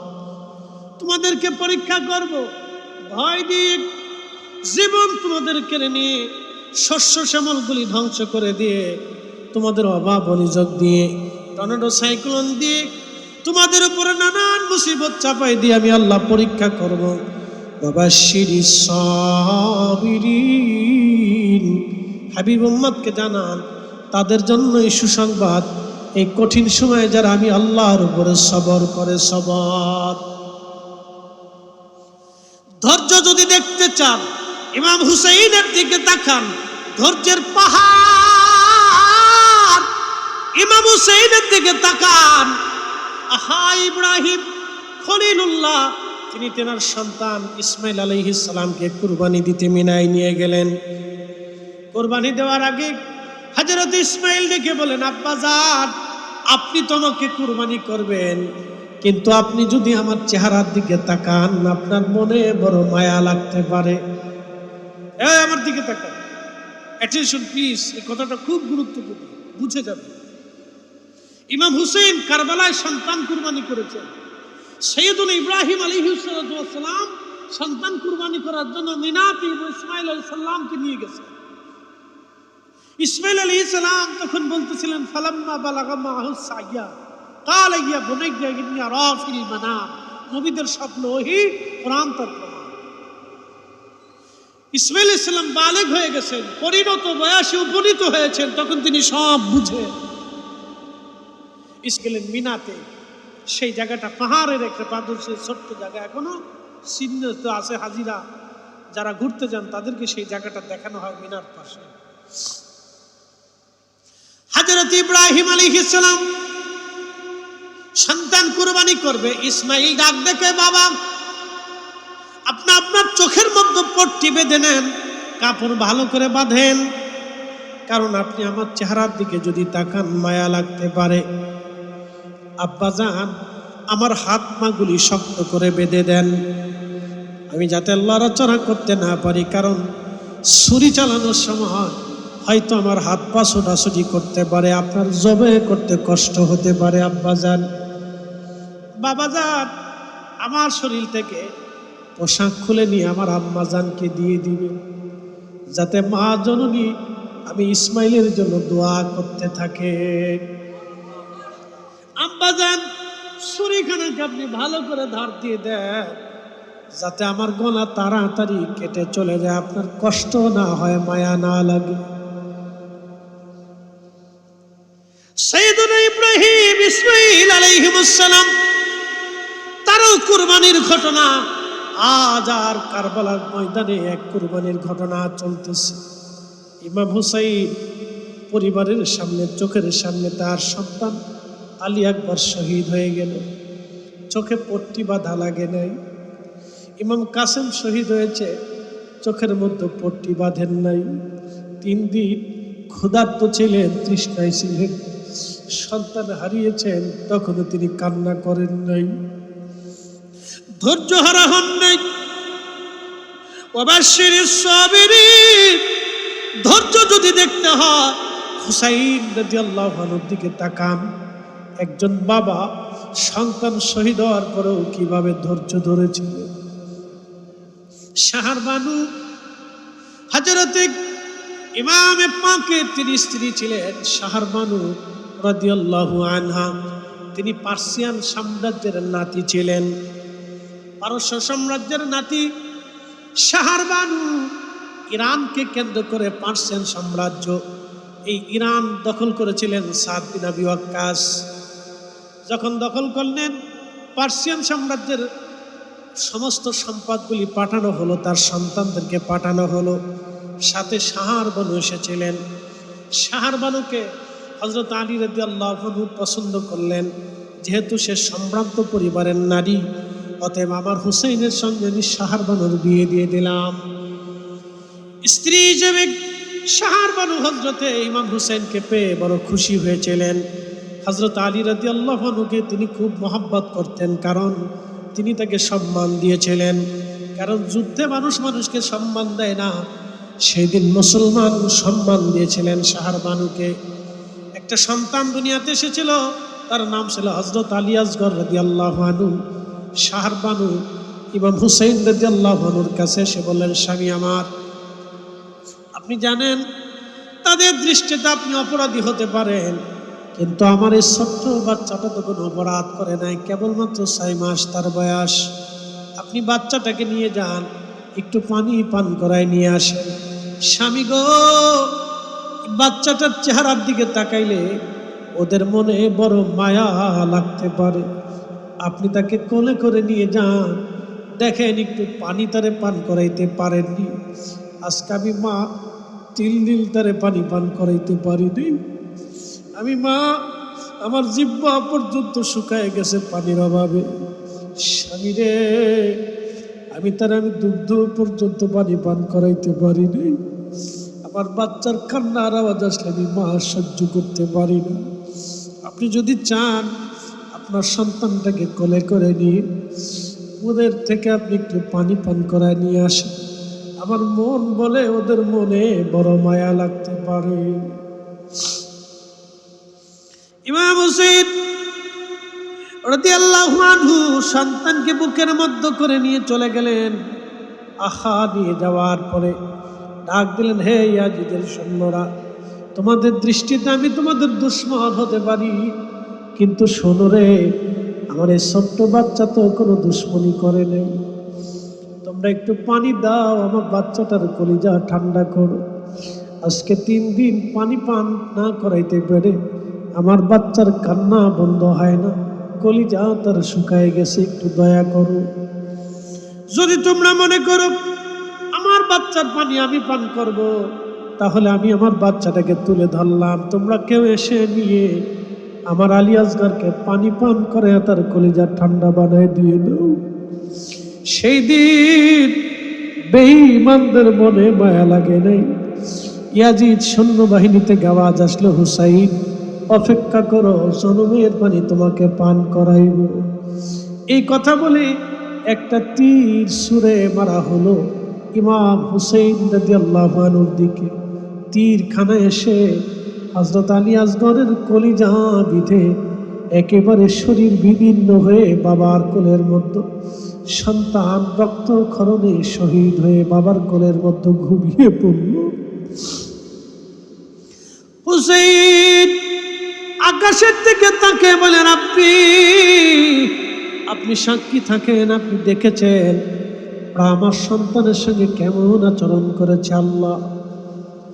রক্তমাখা অবস্থায় সন্তানটাকে নিয়ে গেলেন, তাঁবুর পাশে নিয়ে বিবিকে ডাক দিলেন, বিবি রে, আসো, আমার আসগরকে এমন পানি পান করাইছি, আর কোনোদিন তোমাকে পানির জন্য বিরক্ত করবে না। এমন পানি পান করাইছি, বিবি আসো, আর কোনোদিন তোমাকে কষ্ট দেবে না। আর ওই বুঝি রে যাই রে সোনা,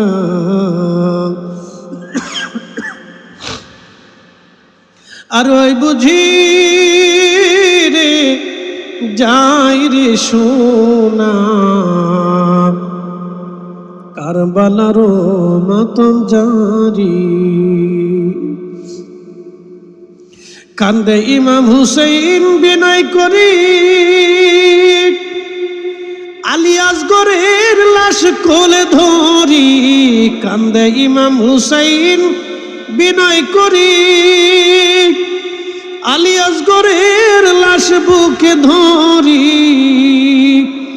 এক ফোঁটা পানি দিল না ওরা, বুকেতে তীর দিল মারি।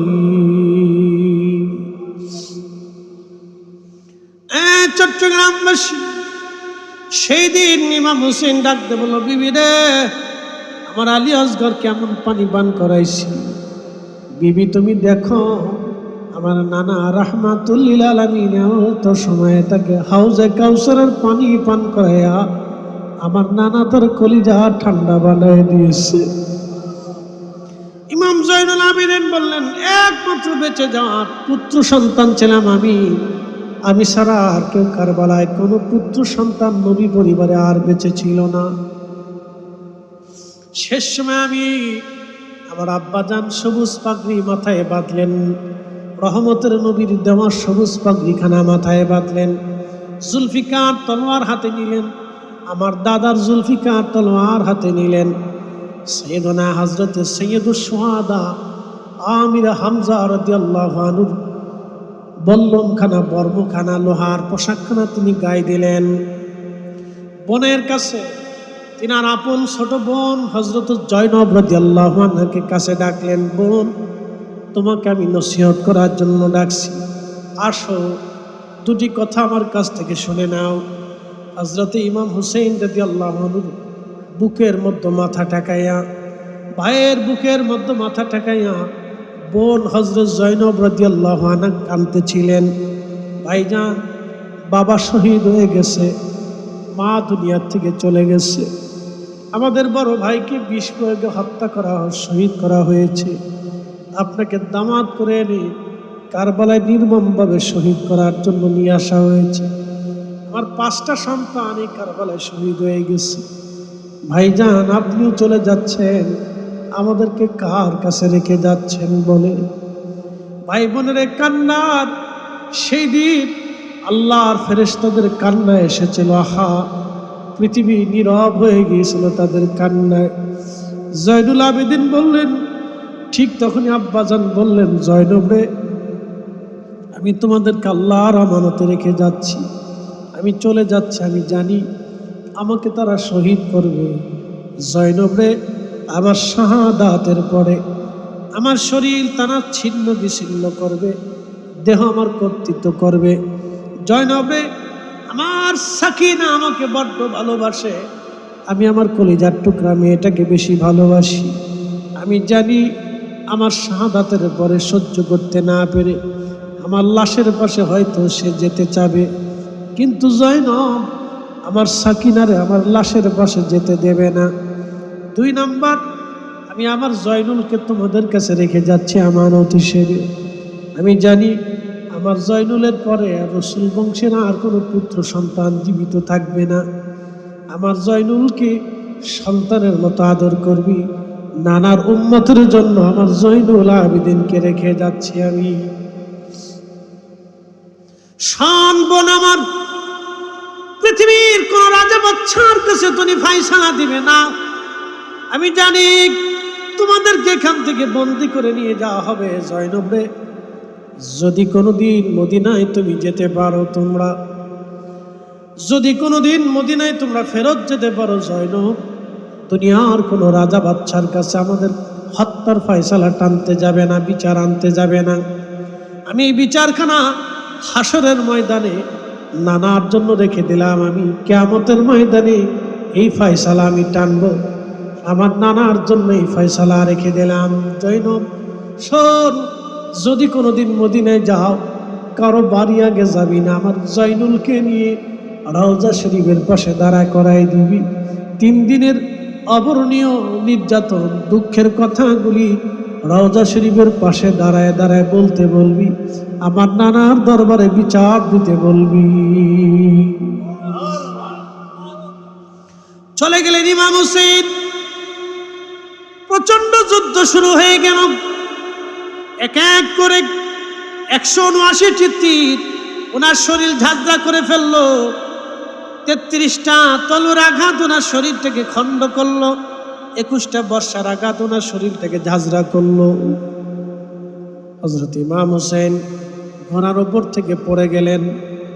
সীমা আর বুকের মধ্যে চড়ে বসছে, সীমা আর বুকের মধ্যে চড়ে বসছে। হুসাইন রাদিয়াল্লাহু আনহু বললেন, সীমা, আমি বুঝছি তুমি সেই কানো ডোরা কাটা কুকুর। 50 বছর আগে আমার নানা রহমতের নবী বলেছিলেন, হুসাইন রে, আমি স্বপ্ন দেখেছি, আমার স্বপ্ন দেখেছি তোমার রক্তের ভিতরে একটা কালো ডোরা কাটা কুকুর মুখ লাগাইছে। হুসাইন, বুঝছি তুমি কারবালায় শহীদ হবা। আমার নানা 50 বছর আগে আমাকে সুসংবাদ দিয়েছিল। সীমার ছিল কালো, সেতি রোগী, ডোরা কাটা কুকুরের মতো তাকে দেখা যাইতো। আহা, ইমাম হুসাইন বললেন, সীমার, তোমাকে চিনতে আমার বাকি নাই, একটু সময় দিবি। 2 রাকাত নামাজ পড়ে শেষ সময়ে আমি আল্লাহর সাথে কথা বলে যেতে চাই। চিৎকার মেরে জোরে বলেন আল্লাহু আকবার। ধীরে ধীরে চালাও সুরি সীমার আমারি গলা,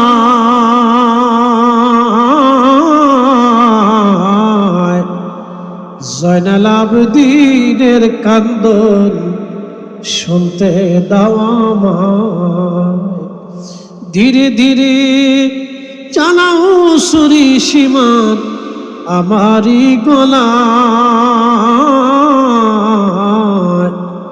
জয়নাল আবেদিনের কান্দন শুনতে দাও আমায়। নামাজ শেষ করলেন, দোয়া করলেন নানার উম্মতের জন্য। শরীরে রক্ত ঝরতেছিল, এই অবস্থায় তিনি নামাজ ছেড়ে দেন নাই। আল্লাহ কোরআনে বললেন, ইয়া আইয়ুহাল্লাযীনা আমানু ইসতাঈনু বিস-সাবরি ওয়াস-সালাহ। হে ঈমানদার, দুই মাধ্যম দিয়ে তুমি আমার সাহায্য চাও। এক নম্বরে সবর, দুই নম্বরে সালাত। ধৈর্যের যদি পাহাড় দেখতে হয়, ইমাম হুসাইনের দিকে তাকান। কোরআনের আয়াত যদি দেখতে চান, ইমাম হুসাইনের দিকে তাকায় দেখেন। একেবারে আল্লাহর কোরআনের প্রতিচ্ছবি তারা ছিলেন। একবার জোরে বলা যাবে আল্লাহু আকবার। এই জন্য আল্লাহ রাসূল বললেন, আমার উম্মত তোমাদের জন্য রেখে গেলাম আমি আল্লাহর কোরআন, আমি রাসূলের সুন্নাত। আরেকটা জিনিস তোমাদেরকে রেখে গেলাম, ওয়া ইত্রাতি আহলু বাইতি, আমি নবীর আহলে বাইত তোমাদের জন্য রেখে গেলাম। এই তিনটা জিনিস যদি তোমরা কামড় দিয়ে দাঁত দিয়ে আঁকড়ে ধরে রাখতে পারো, আমার উম্মত তোমরা ধ্বংস হবে না, পথভ্রষ্ট হবে না। একসাথে জোরে বলেন আল্লাহু আকবার। আল্লাহর কোরআনের প্রতিশ্রুতি যদি আপনারা দেখতে চান, হুসাইনের দিকে তাকান। এরপর আল্লাহ বলেন, ইসতাঈনু বিস-সাবরি ওয়াস-সালাহ, সালাতের মাধ্যমে আমার সাহায্য চাও। রক্ত ঝরতেছিল না, শরীরের প্রত্যেকটি স্থানে তলর আঘাত, বর্ষার আঘাত, তীরের আঘাত ছিল। ওই অবস্থায় তিনি নামাজ ছেড়ে দেন নাই, নামাজ পড়েছিলেন, আল্লাহকে সেজদা দিয়েছিলেন। এর অর্থ হচ্ছে হুসাইন আমাদেরকে চেতনা দিয়ে গেলেন, আমার নানার উম্মত যত কঠিন সময় তোমাদের আসুক, ঈমান থেকে তোমরা দূরে সরে যাবা না, তোমরা হক থেকে বাতিলের কাছে মাথা নত করবা না, মিথ্যার সামনে তোমরা মাথা নত করবা না, সত্যের জন্য মাথা উঁচু করে রাখবা। এটাই হযরত ইমাম হুসাইন আমাদেরকে শিখিয়ে দিয়ে গেছে। কথা বলেন ঠিক না বেঠে? জাগো সুন্নি মুসলমান, শোনো সুন্নি মুসলমান, জাগো সুন্নি মুসলমান, শোনো সুন্নি মুসলমান। ময়দানেতে প্রমাণ হবে, ময়দানেতে প্রমাণ হবে, আসেনি ঈমান তোমার, আসেনি ঈমান। সুন্নি মুসলমান, শোনো সুন্নি মুসলমান। আমরা হলাম নবীর সেনা, ভয় করি না বুলেট বোমা। কথা কন না, ঠিক কি না? আমরা হলাম নবীর সেনা, ভয় করি না বুলেট বোমা। ইতিহাসে লেখা আছে কারবালার প্রমাণ। সুন্নি মুসলমান, শোনো সুন্নি মুসলমান, আহা সুন্নি মুসলমান, শোনো সুন্নি মুসলমান। ময়দানেতে প্রমাণ হবে, ময়দানেতে প্রমাণ হবে, আসেনি ঈমান তোমার, আসেনি ঈমান। সুন্নি মুসলমান, শোনো সুন্নি মুসলমান। আল্লাহ আমাদেরকে হুসাইনি চেতনায় কবুল করুক, সকলে বলেন আমিন। আপনাদেরকে নীতি দীর্ঘ একটা আলোচনা আপনাদের সামনে তুলে ধরলাম। প্রিয় ভাই আমার, ইমাম হুসাইন রাদিয়াল্লাহু আনহু তিনি ত্যাগ দিয়েছিলেন, কুরবানি করেছিলেন, জীবন দিয়েছিলেন, রক্ত দিয়েছিলেন, সব দিয়েছিলেন, কিন্তু মিথ্যার সামনে মাথা নত করে নাই, মিথ্যার সামনে তিনি মাথা নত করেন নাই। আমরাও আহলে সুন্নাতুল জামাতের পথে কখনো বাতিলের সামনে মাথা নত করব না। হাত উঁচা করে বলেন ঠিক না বেঠে? না না, দু হাত উঁচা করে বলেন ঠিক না বেঠে?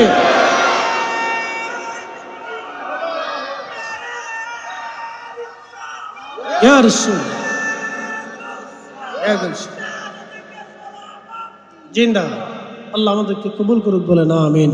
আর সে জিয়াদা মর্তবা আলা রওজা রাসূলুল্লাহ কা অনসি রওজা আনোয়ার পর গুনাহগার কি লাখ সালাম ইয়া নবী।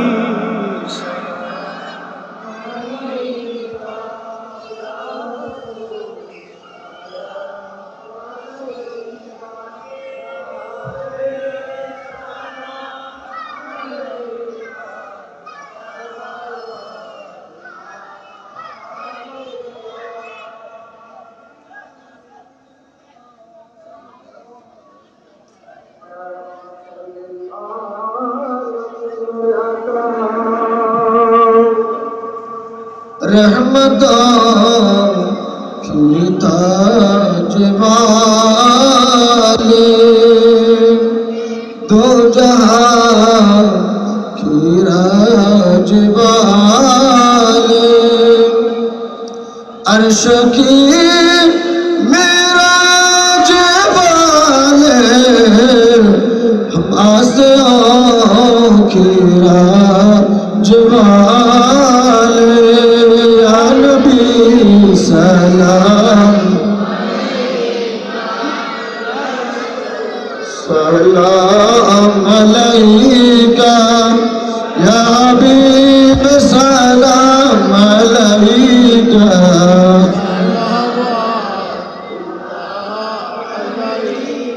मालिकी जन्नत तुम ही हो, कासिम नेमत तुम ही हो, शाफिए महशर तुम ही हो, साकिए कौसर तुम ही हो, या नबी सलाम, या रसूल सलाम, या हबीब सलाम अलैका, सलावतुल्लाह औसे आज़म इमाम का वन्ना का, औसे आज़म इमाम का वन्ना का, जलवाए शान कुदरत पहला को सलाम मुस्तफा जाने, पहला को सलाम शमे बज में हिदायत डाल दी कल्ब में, अज़मत मुस्तफा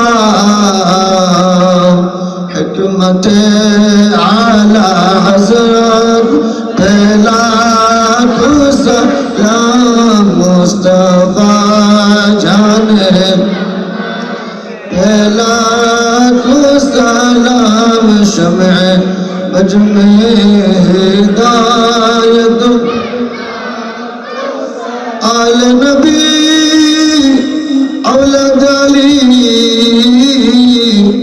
और आली मकाम, शहीद शाहे शहादत, पहला को सलाम मुस्तफा जाने रहमत, पहला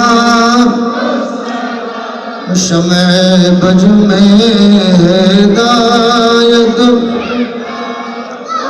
मुश्किल कुशा हाजत रवा, हज़रत बिलाल अनर शाजी बाबा, जिनके हर आदा सुन्नते मुस्तफा, ऐसे पीरे तरीक़त, पहला को सलाम मुस्तफा जाने रहमत, पहला शमे बज में हिदायत, ऐ खुदा की लाडले प्यारे रसूल, ये सलामी आज ज़ना हो कबूल, मदीने की चाँद हजारों सलाम, मदीने की चाँद लाखों सलाम, मदीने की चाँद करोड़ों सलाम, मदीने की चाँद बेहुद सलाम, बलगल बिकमालिही कशफा दुजा बिजमालिही, हसनत जमीअ सालिहीन सल्लु अलैहि। আপনারা কাদা বন্ধ হয়ে যান। আপনারা বসে বসে কথা বলতে হয়ে যাবে। الله ربي من كل ذنب واتوب اليه لا حول ولا قوة إلا بالله لا حول ولا قوة إلا بالله মনিবের শাহী দরবারে হাত তুলে আমরা সকলে বলি আল্লাহুম্মা আমিন। রব্বানা আতিনা ফিদ দুনিয়া হাসানাতাও ওয়া ফিল আখিরাতি হাসানাতাও ওয়া কিনা আযাবান নার। রব্বানা লা তুযিগ কুলুবানা বা'দা ইয হাদাইতানা ওয়া হাব লানা মিন লাদুনকা রাহমাতান ইন্নাকা আনতাল ওয়াহ্হাব। রব্বুল আলামিন আল্লাহ মেহেরবানি করে 10 দিন ব্যাপী শুহাদায়ে কারবালার মাহফিলকে 8ম রজনী আজ তুমি দয়া করে কবুল করো আল্লাহ। আল্লাহর হাদিয়া তোমার হাবিবের খেদমতে সোনার মদিনায় জান্নাতের বাগানে সবুজ মিনারার নিচে তোমার হাবিবের খেদমতে দয়া করে হাদিয়া নজর পৌঁছাও আল্লাহ।